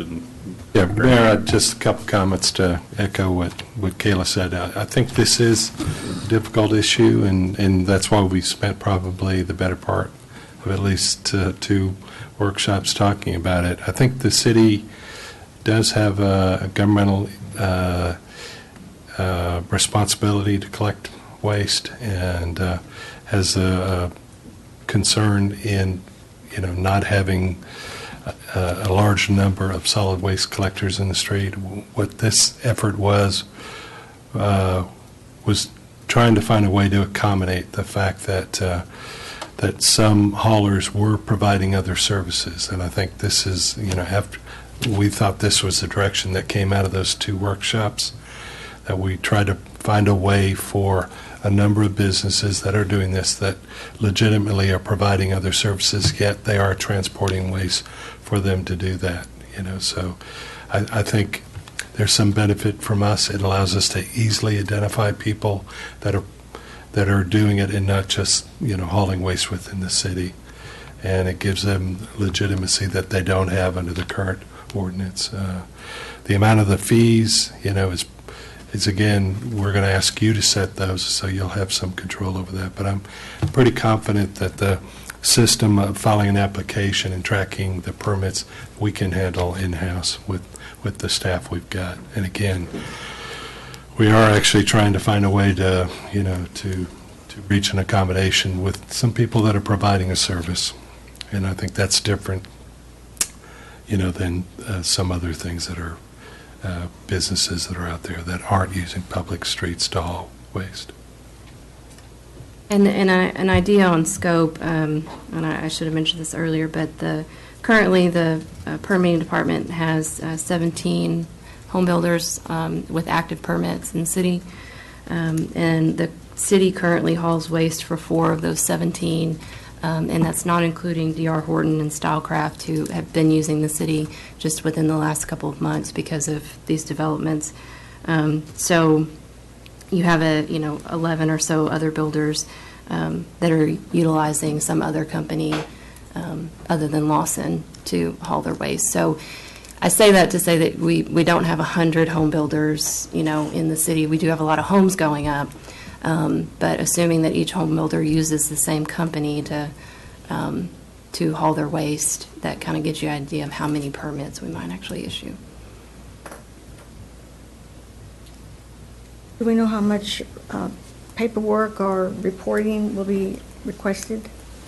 So of course, we'd have the initial application, but then the quarterly reports are obviously would be due 4 times a year, but it would just be the permittee verifying the vehicle that was used, or any vehicles that were used during that quarter, with just the make, model year, and license plate number. We would ask that they provide the name and telephone number of their customers, so the home builders that they're serving, the number of containers they have in service if they are using some type of container, and then the amount in tons disposed of at the landfill. So I wouldn't suspect that probably most of that information could be on a couple pages. Or an email. Or an email. Thank you. Yeah, I could see the annual application and all being fairly easy to accommodate. I think the quarterly fees with a flat fee per ton, the company's going to have a hard time tracking it, and I think, the city too, if they're doing work outside the city and inside the city, so that would be a difficult part. I guess I just wonder if we could require them to be registered with an application fee and not do the quarterly reports or whatever. What is the difference in the cost for inside the city and outside the city dumping? Which I'll also say on that, I've probably hauled over 100 loads there myself of construction debris, never been asked where it came from. I may have been paying out-of-town rates and didn't know I could say, hey, it's from the city, but. I believe it's 1.25 times inside city rates. Is that right, Lisa? There's a difference, obviously, then between commercial rates versus residential rates.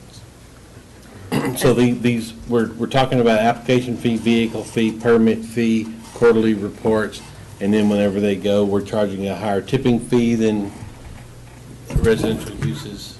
If it's out.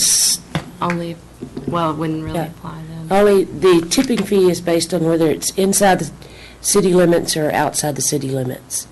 I think, Nicole, yours. Versus residential. There's no it's distinction between just based on residential. tons. That Tonnage. The fee is paid to the contractor, Waste Management, that operates our landfill, not to the city. So the city doesn't get more for inside the city or outside the city? The city doesn't. If it comes from outside the city doesn't get more?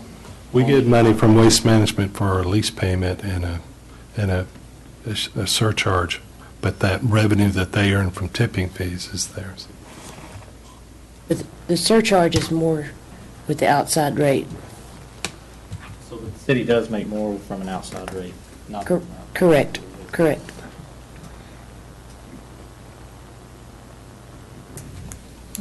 As far as I've had minimal discussions with Lisa and Nicole on the rates, but when reviewing and looking at the rates for the application fee and the vehicle fee, it was based on looking at some other peer cities that had similar ordinance requirements of this, and then the quarterly permit fees had looked at $1.25 per ton.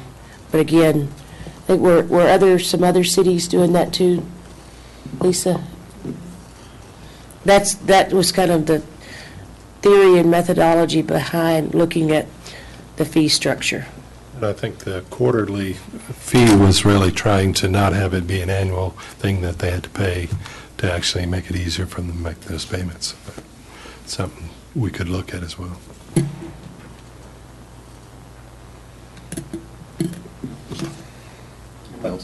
How much is a ton to dump? What percentage is 1.25? A little less than, or right around 5%.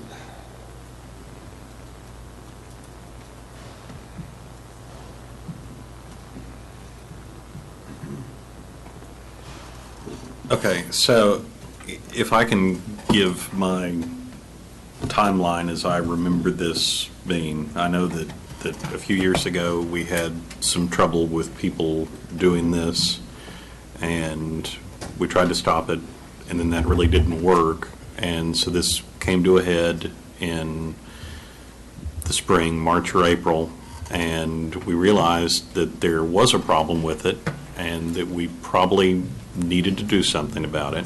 So staff spent a great deal of time trying to come up with something that they could take to us to look at that would be a good thing for everybody, because we realized that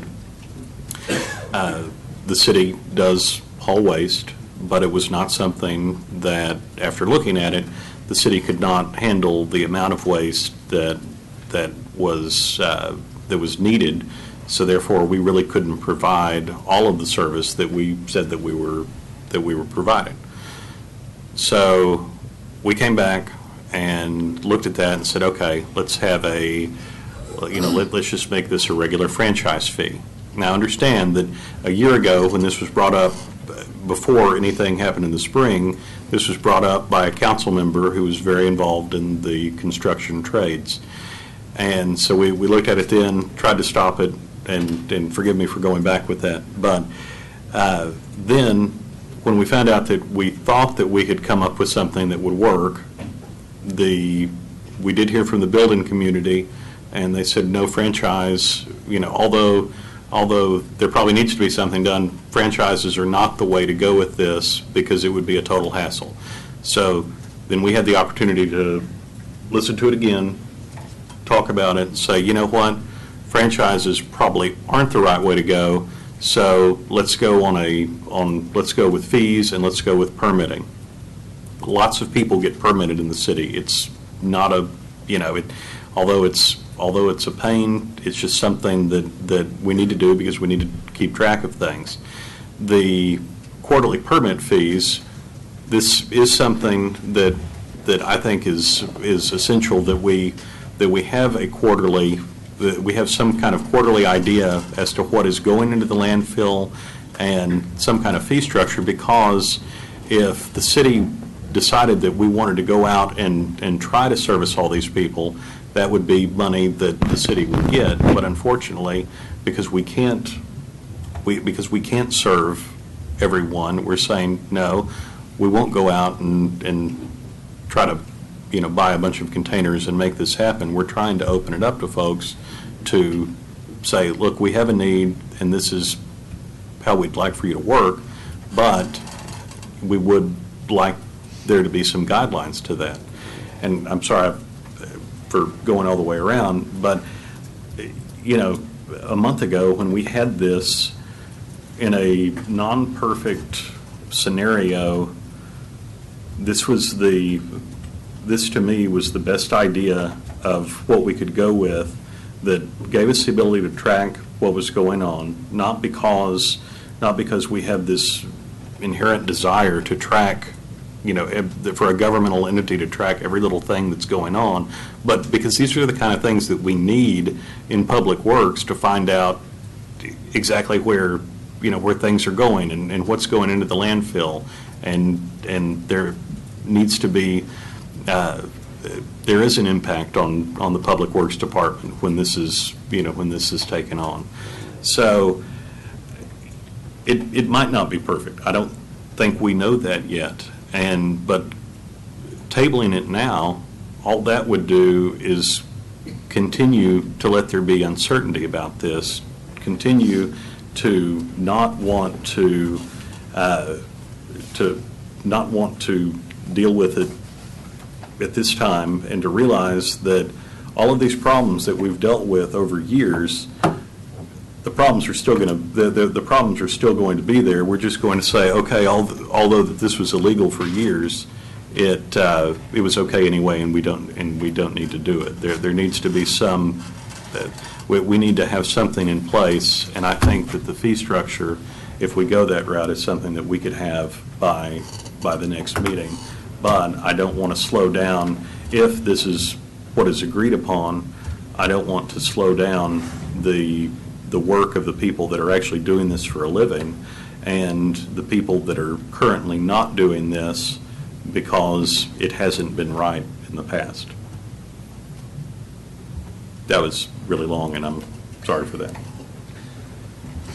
I think we had talked about either franchise or a permit system, and I think with the permit system, it does allow, I know some of the stuff they may haul there is hazardous. It may not be what they need, and if those people, the companies do that, then that would be a way to prohibit them from continuing on doing, dumping illegal materials.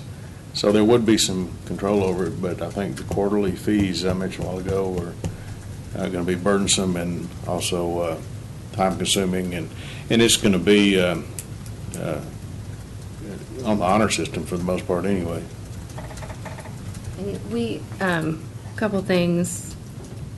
I think there's benefit to the proposed amendments as well, just that they require, you know, that the vehicles be kept in good condition and they're clean, and I think that benefits obviously our citizens and our streets and what's going into the landfill.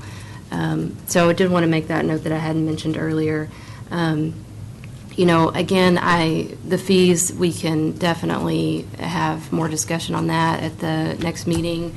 And I don't know, I agree with Mayor Dunn, I don't know that there's a perfect system in this scenario. There really rarely is. But I do think that staff needs some direction on how we want to move forward. And so this was, you know, kind of the first shot at trying to propose something that might be workable.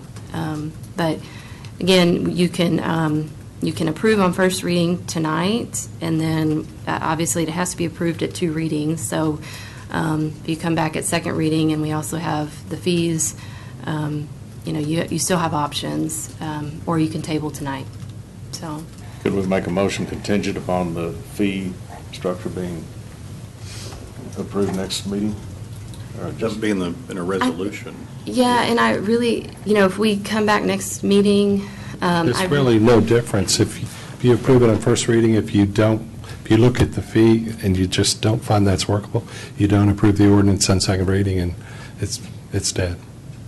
I have a question. Have we been approached or have had any other suggestions, maybe from the home builders or anyone else in that business? No, I have not since the last workshop meeting. I don't think really Lisa has had any additional suggestions, but so she did make some phone calls this week to let others know that it was coming up. on the agenda, and there's some here, previous representatives from home builders that have been at the other workshops. Be in between the first and second reading, if this goes farther, it would be helpful if someone would reach out to us before the day before we were to vote on I closed the public hearing, but I understand. So, that being said, that would be helpful, just moving forward. So we had a bad rule. And now that we've realized that we can't service the industry with the rule we had, now we're making more bad rules.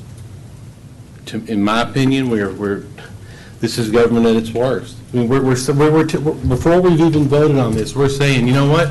We can't track this. We're not real sure. The haulers can be dishonest. I mean, so we're already shooting holes in a rule that we're willing to vote on, and that we're willing to apply this new set of rules to people in the industry that know their industry. I'll just be quiet. I don't get it. I mean, when this came up a long time ago, and Councilman Schneider and I discussed back and forth, and in one of our parking lot meetings, he said, this is the rule. This is what we voted on, so we all have to go with what we voted on. And so here we are. We're about to vote on it again. And there's just so many issues with this. And this is government trying to issue an industry again. And I don't see the point of us.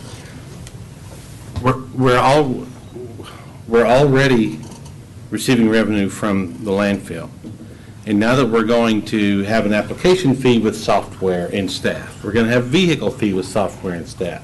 We're going to have to keep a list of the vehicles that they're using. Well, you know what? What if that vehicle's not running? They decide to use another one. Now again, our records are off because they use the white Chevy that we don't have on record instead of the red Ford that we do have on record. I don't know. This is us trying this is something that the city is trying to get their hands around, and they don't even know what they're trying to get their hands around. If that's the case, then I think that we've all just wasted a great deal of time. And as I said before, I don't agree with that, and which is certainly fine. I don't think we would have spent the time on it just to come back and said, no, this isn't, it's okay to do it, because we have looked at several different options over the past several months. And we haven't liked any of them. None of them work. I like this one more. More. You don't like it. It's not perfect. It doesn't do whatever it is we're trying to do, but you like it more. Well, at some point, in my opinion, whenever we voted on the first ordinance, to actually get into that business and to restrict others, somebody liked that one too. And here we are, we're back.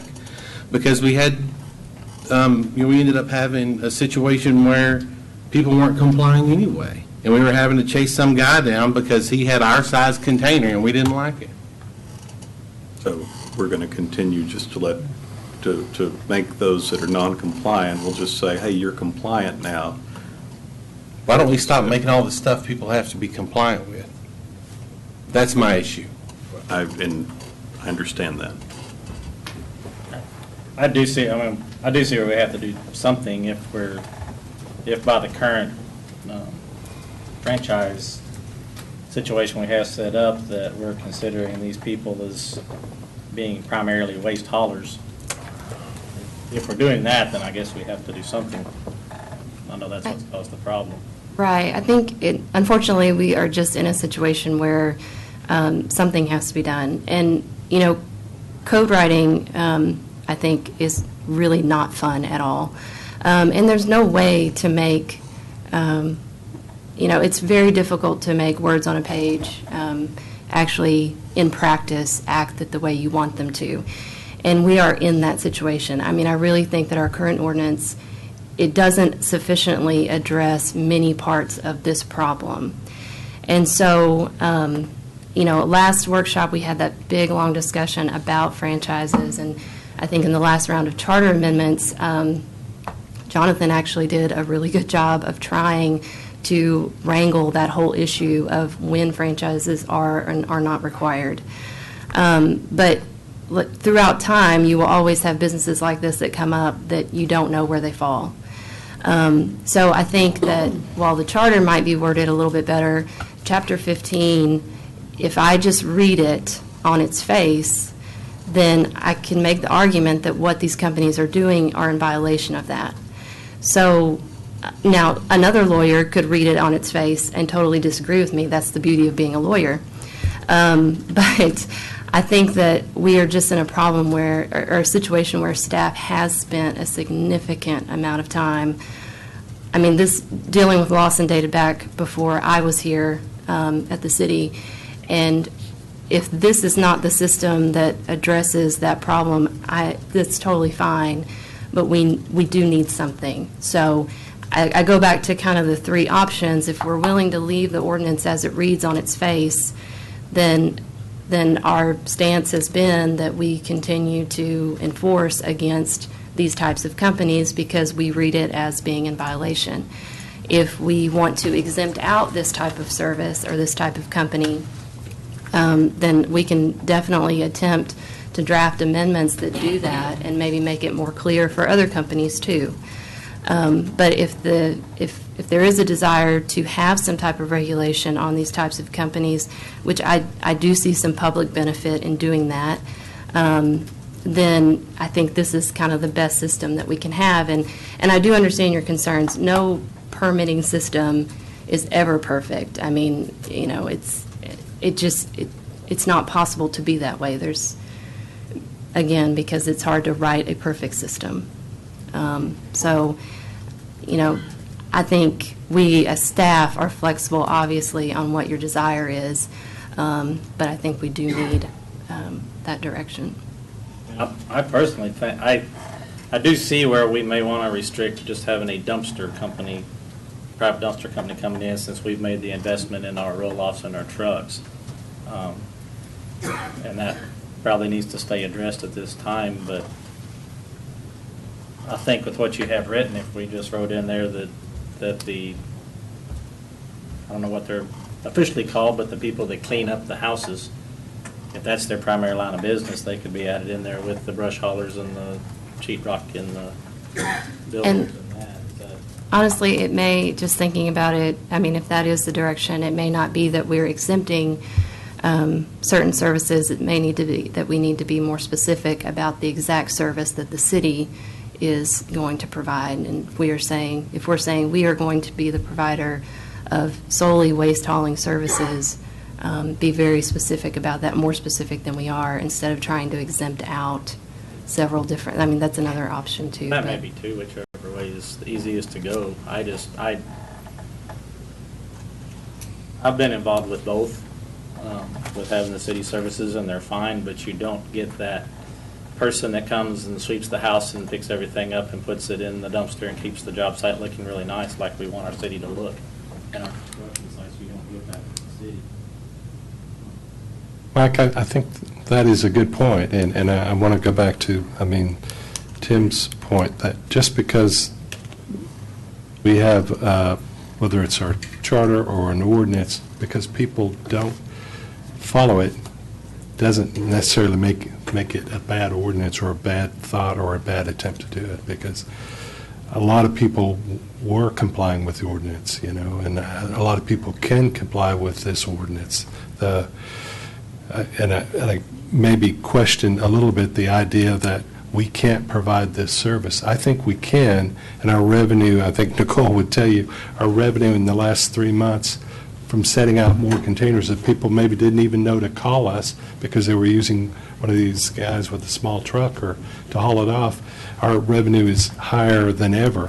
But I think we've acknowledged that these folks that are doing it are doing more than just hauling the waste. I don't think we want 100 trucks hauling trash all over the city with, that don't have insurance, don't have proper equipment or safety. I don't think that's a good, valid public thing. But this permitting process would enable us to identify people that are doing what you just described, doing more than just hauling waste, to track it. And if I was in that business of where I think my primary business purpose is cleaning up that work site and the building site and moving the containers around and doing that, and only hauling is incidental, I would want to make sure that somebody else isn't just getting, I got a pickup truck, I got a trailer, I'm just going to go in and start hauling waste, So this is a way to track that. And if the concern is the amount of the fee or how often it's paid, frankly, like I said, the quarterly thing was really to make it easier for a small one to pay quarterly rather than annually, sorry. But, we can talk about the amount or the timing of it, but I think the work that has gone into this allows us to track it, to legitimize somebody who's providing this other service, to separate out somebody who's just going to haul trash in the back of their pickup truck or trailer. If, it just give us a chance to have that debate about what the fee is or how often it's collected. And, we do track vehicles. You have a taxi franchise. We track those vehicles. People change vehicles. Cabs get wrecked out or something. That isn't a huge deal to try to keep track of those.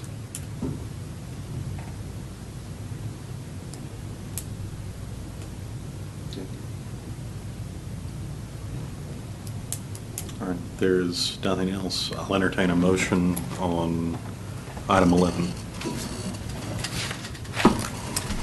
I think to move the process down the road, I would make a motion to approve and look at the permits and fees at the next reading. I second that, but I also like to encourage home builders and other groups to maybe offer some suggestions too between now and the next time. Motion and a second, Madam Secretary. Mayor Pro Tem Cloud. Aye. Councilmember Davis. No. Councilmember Pilkington. Councilmember Morales. Aye. Mayor Dunn. Aye. Item 12, first reading and public hearing, consider adopting an ordinance amending the Code of Ordinances, Chapter 37, Traffic, to include a general update of the chapter and changes to the 2-hour parking regulations. Ms. Landeros.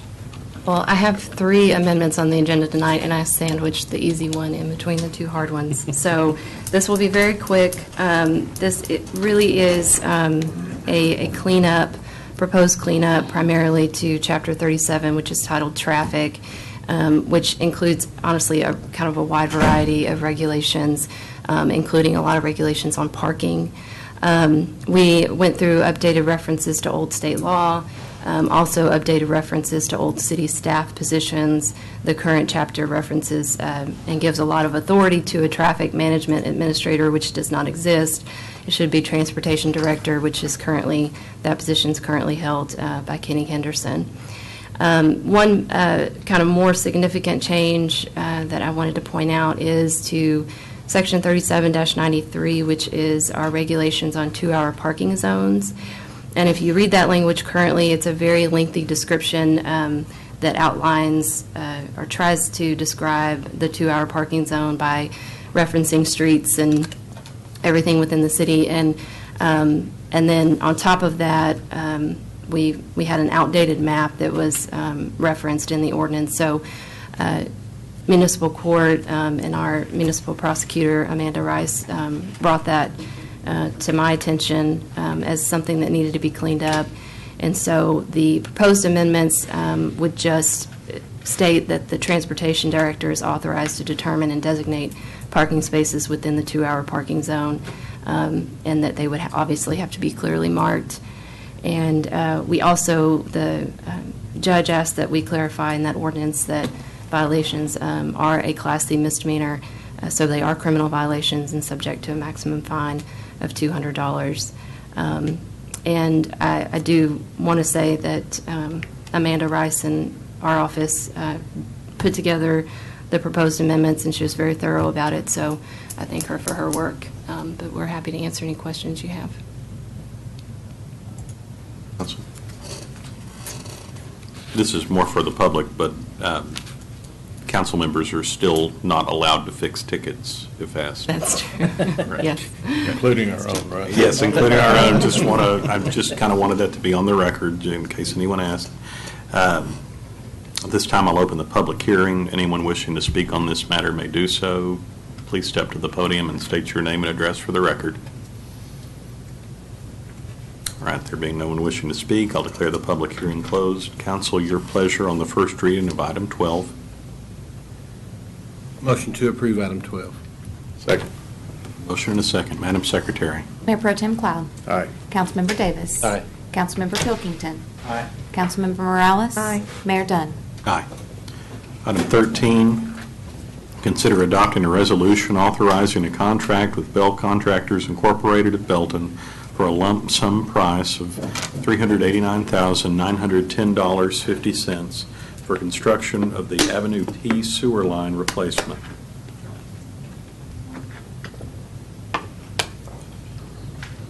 Sorry, I was... I just have a brief summary of the bids and the construction project, if you care to view at this time. Really just on for voting purposes. Anybody need to review anything? Okay. Thanks, Tom. If we're good, Tom, with that, I'm sorry that I was looking at Nicole and then you popped up. I would, unless anyone wants to hear this, I would entertain a motion on item 13.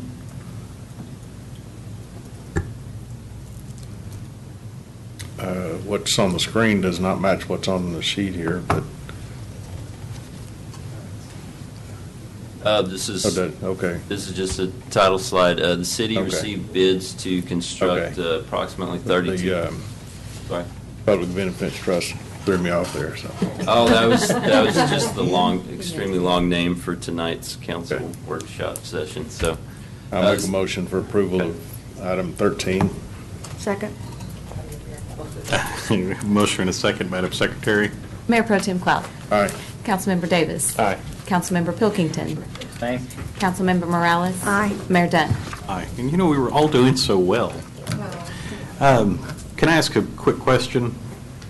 We've got one more it could be lengthy unless we get really lucky. Anybody want a short 5-minute break? Please.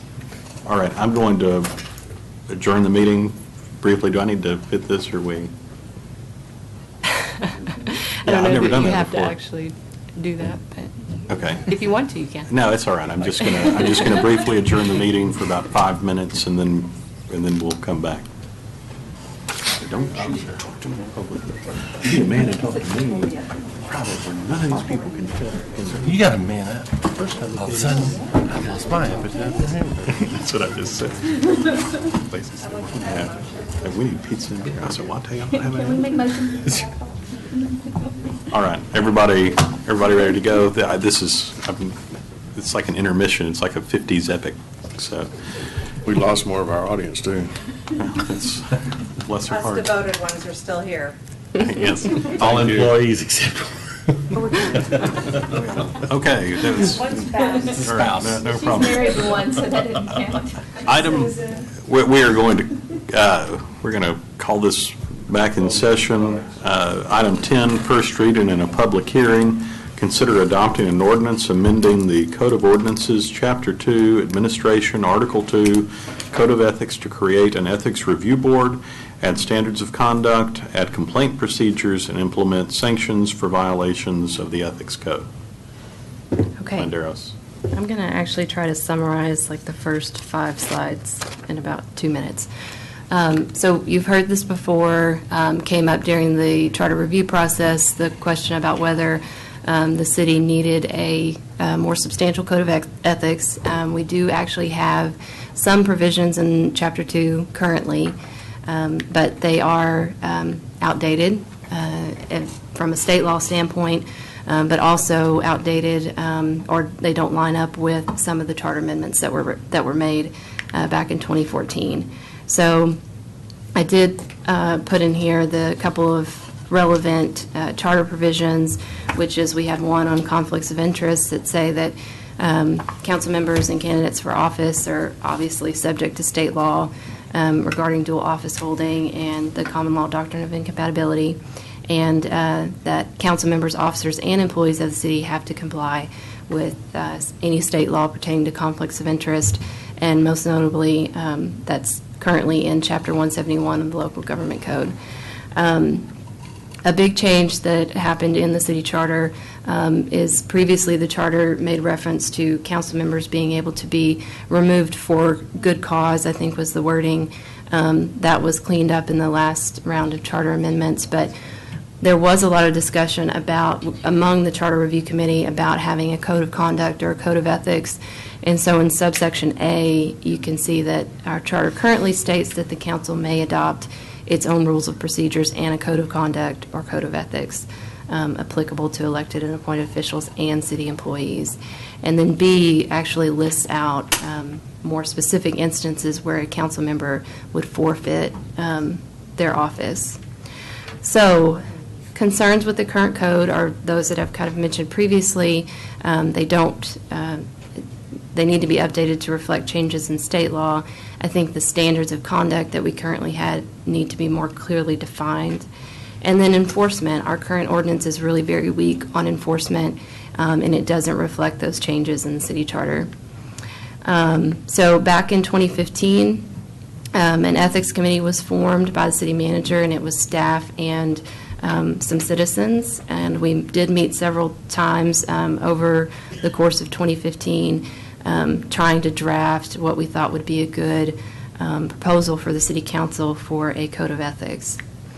A lot of that discussion in the committee level was focused around how the code would be enforced. And we've talked about that before. There's different ways to do it, and I'll go into more detail when I get to those slides. But the committee did last meet several months ago in 2015, and since that time, our office, city manager's office, and we've worked with human resources, just trying to come up with the best proposal and the best process for handling any ethics complaints if the city council does adopt these changes.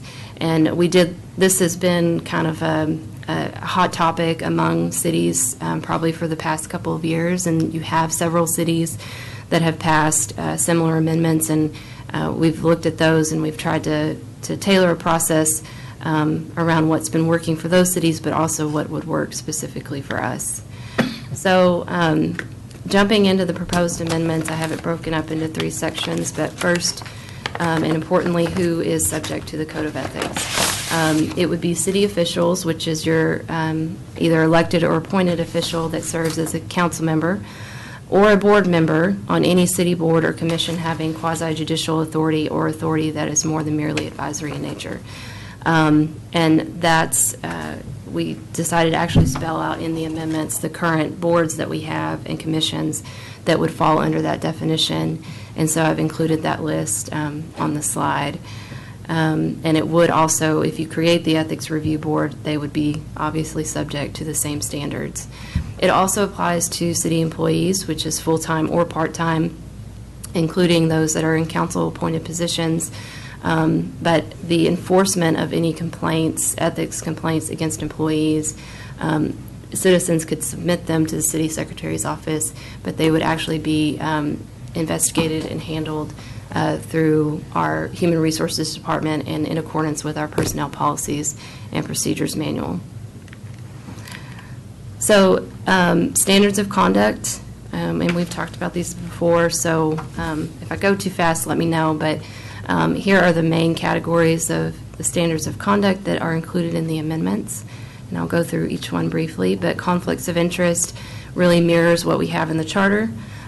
So state law and dual office holding and doctrine of incompatibility, all city officials and city employees would have to comply with any state laws pertaining to conflicts of interest, which is mostly in 171, but Trudy has reminded me repeatedly that there's also some in Chapter 212 on platting and things like that. So it would apply, it wouldn't just be limited to Chapter 171.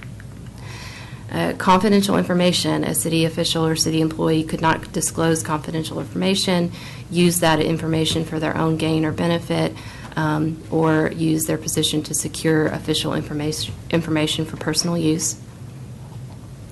Gifts, the standards say that you can't accept or solicit any gift.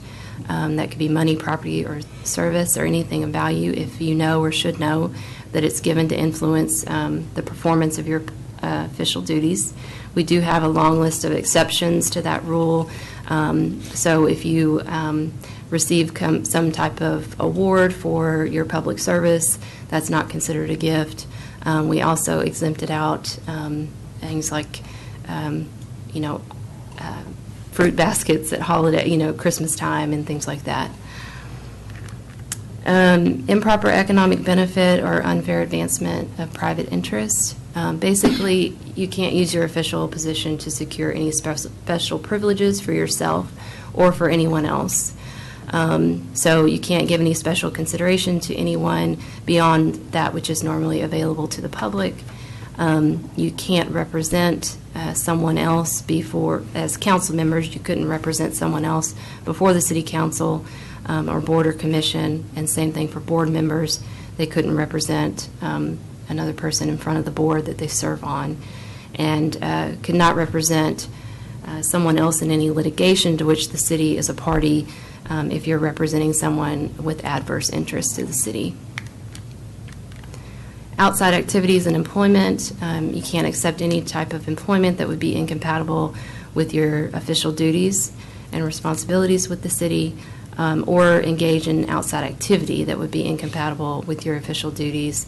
And then also could not vote on any funding requests by a nonprofit organization if you sit on the board for that nonprofit. Use of city property is pretty straightforward. You can't use city property for any purpose other than for the conduct of official city business. And political campaign activity, you can't induce or influence a city subordinate to participate in any type of election campaign or political activity, or induce them to refrain from engaging in lawful political activity. And then you can't accept anything of value for political activity relating to an item that may be on the ballot. So enforcement of those standards of conduct, what the Ethics Committee proposed last year was having all ethics complaints reviewed by an independent attorney. I say that I think the proposal was that the city attorney's office would review ethics complaints that did not include the mayor or the council member, and those would be handled by an outside attorney. I would say a majority of cities that have implemented ethics codes have appointed a ethics board to investigate complaints and either rule on the complaints and institute some type of sanction or recommend some type of action to the city council. So the amendments before you are somewhat of a hybrid system, but it would create the Ethics Review Board, which would be five members and 2 alternates. The mayor and each council member would appoint a member of the board who must be confirmed by a majority of the council. And the 2 alternate members could be proposed by anyone, but must be confirmed by a unanimous vote of the council. They would serve 3-year terms. The regular board members would serve terms that correspond with the council member that appointed them, and the alternate members would just serve 3-year terms. Board members may not be salaried city official or employees, an elected public official, a candidate for public office, or campaign treasurer, manager, officer, or other policy or decision maker for a campaign for any candidate for city council position, or a member of any other city board or commission. So they could only serve as a member of the Ethics Review Board. The proposed amendments state that the board must include a member who is an attorney and a member with expertise in finance or accounting. Some powers of the board that are listed in the proposed amendments, obviously establishing rules and procedures for their operations. They can request the assignment of staff necessary to carry out their duties, obviously review and dispose of ethics complaints, compel production of sworn testimony, witnesses, and evidence, and they could also request the city attorney designate independent counsel if a conflict of interest does exist. So the way the process is outlined in the amendments is a complaint would be filed, must be in writing, must be under oath, and the amendments actually list out information that would need to be provided. It would ask for the complainant to actually point out a violation of one of the standards of conduct that are listed in the ordinance, and any complaint has to be filed within 18 months of the alleged violation. The complaint would be turned into City Secretary's office and then sent to City Attorney's office for an initial review, just to make sure that it meets all of the administrative requirements of the complaint. And if it does, then, well, let's say if it doesn't, then the complainant would be given an opportunity to amend, and they'd have to do so within 5 days, I believe is the way the proposed amendments read. If it meets all the requirements of the ordinance, it would be forwarded to the Ethics Review Board and the city official that's complained of. The city official then has the opportunity to file a response to the complaint that would be forwarded to the board, and the complainant can file a written response as well, and all of that would be forwarded to the board. So review and investigation of a complaint. The way that the proposed ordinance reads is that the complaint can be reviewed and investigated by the Ethics Review Board on its own, the City Attorney's Office, or independent counsel, and it would be up to the board to decide who does the review. So they could choose to do the review on their own. They could ask the City Attorney's Office to do it, except that the City Attorney's Office could not review and investigate any complaints involving council members. Or the board could ask that the City Attorney's Office, or on their own, could appoint an independent counsel to handle the review. If the board chooses to handle the review and investigation on their own, obviously they would meet to review any evidence, the complaint, any responses that were received. If City Attorney's Office or the independent counsel handles the investigation, they have 60 days to do so and then provide their findings to the board. There's also a process for reviewing frivolous complaints, which the board would have the opportunity to require the complainant to show cause why the board should not dismiss the complaint as being frivolous. I'm moving too fast. Okay. So regardless of who does the review and investigation, the board cannot dispose of a complaint without having a public hearing. At that hearing, the complainant and the city official have rights to be represented by their own attorney, to call witnesses, to present evidence. The board can then dismiss the complaint if it determines that there's no evidence of a violation, or the board can recommend sanctions, which the amendments list out different levels of sanctions that can be recommended by the board. And I'm sorry, I have to get to that section. And there's ones that we've talked about before. So a low-level sanction would be a letter of notification when a violation is clearly unintentional or inadvertent, a letter of admonition when the violation is minor or may have been unintentional but requires a more substantial response, a letter of reprimand when the violation is serious or city council finds that a violation has been committed intentionally. They could also recommend suspension or removal of the official involved if it's a board or commission member, not a city council member. If the violation is committed intentionally or with culpable disregard of the Code of Ethics. They could recommend a letter of or resolution of censure if they find that it's a serious or repeated violation. So the sanctions that are available, I think, are something that we don't, obviously, they're not similar to anything else that we currently see, but they are similar to other ethics codes that other cities have implemented. So The board could recommend sanctions. Within 30 days of their recommendation, the city council would have to consider that recommendation, and either they could approve of it, they could institute some different type of sanction, or they could find, the city council could find that there was no violation, and the decision of the city council is final. So a couple of things: if the complaint is against a city council member, then the board member that was appointed by that city council member could not participate in any discussion or vote on that complaint. So we're trying to take out that potential conflict of interest, and in that situation, one of the alternates would serve. We tried to build in for a scenario where you have multiple city council members that are subject to a complaint. Again, a reason for having the two alternates in that scenario.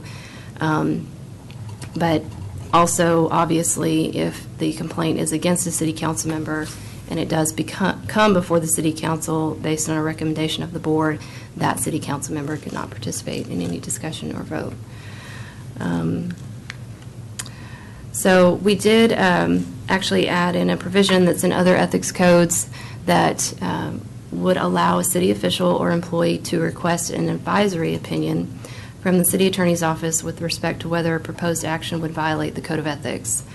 The opinion would have to be issued within 20 days and posted on the city's website, but in a way that does not disclose the city official or city employee who requested it.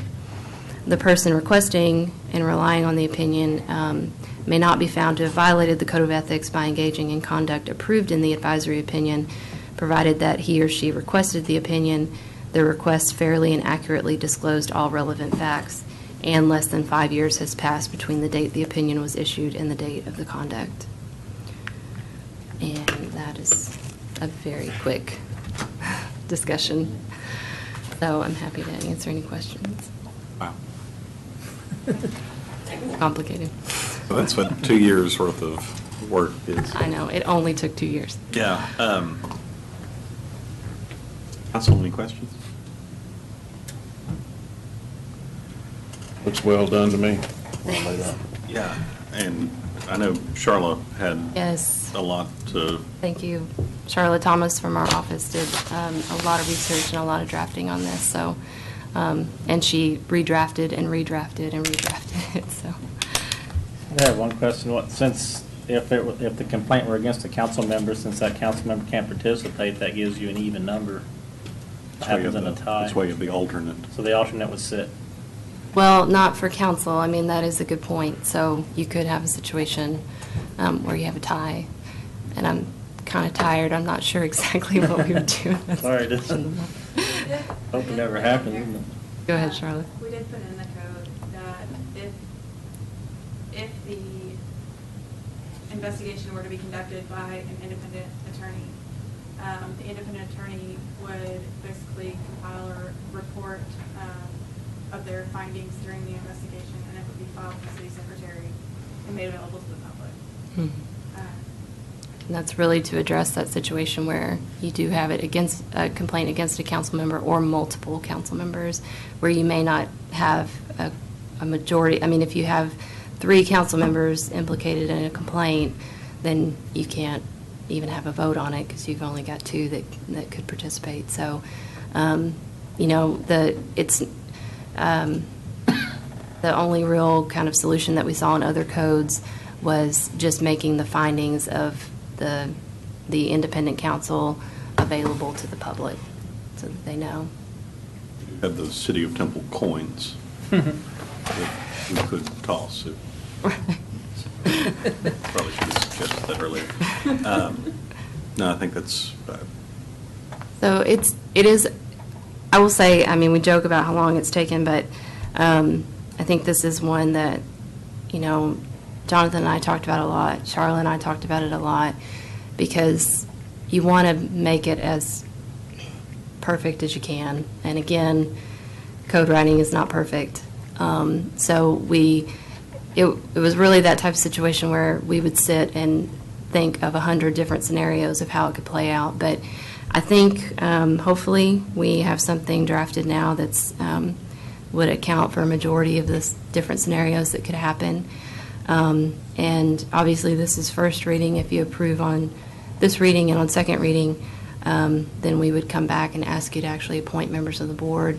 And so it would, the process definitely does not end with passing these amendments, but it gets things started. So. When you talked about council appointing, and maybe I missed it, when you talked about the council appointing a member, that would be from their district. Yes, I mean, that would be probably the preference. We didn't specifically spell that out, but that would make sense. The attorney, and there was another position that it said it had. Someone with expertise in finance or accounting. That from, one of us would have to pick an attorney and one that. Right. One finance. Right. Discuss it when we all came back, similar to, I'm guessing, how we do board positions. Sure. Yeah. It would be a very similar process, and the two alternate members could be proposed by any council member, but they do have to be confirmed by unanimous vote of the council. So, which probably wouldn't be a problem, but. There are no. How's Lisa looking at me? If there are no questions, at this time, I'll open the public hearing. Anyone wishing to speak on this matter may do so. Please step to the podium and state your name and address for the record. We ran everybody off, so there being no one wishing to speak, I'll declare the public hearing closed. Again, thank you, Kayla. Thank you, Charlotte. Jonathan, thanks for this. Thank the committee that really put in a lot of time, and this is one of those things that needed to be done, and it's good to do something on it. So I will entertain a motion on item 10. Motion for approval. Second. Motion and a second, Madam Secretary. Mayor Pro Tem Cloud. Aye. Councilmember Davis. Aye. Councilmember Pilkington. Aye. Councilmember Morales. Aye. Mayor Dunn. Aye. Before I adjourn, I'm going to try to stretch it to 8. No, I'm kidding. I'd like to remind everyone that we do have a special called council meeting tomorrow for the public hearing on the voluntary annexation. It's at 8:30, so, be there, be square. And thanks, everyone, for your patience today. This meeting is adjourned.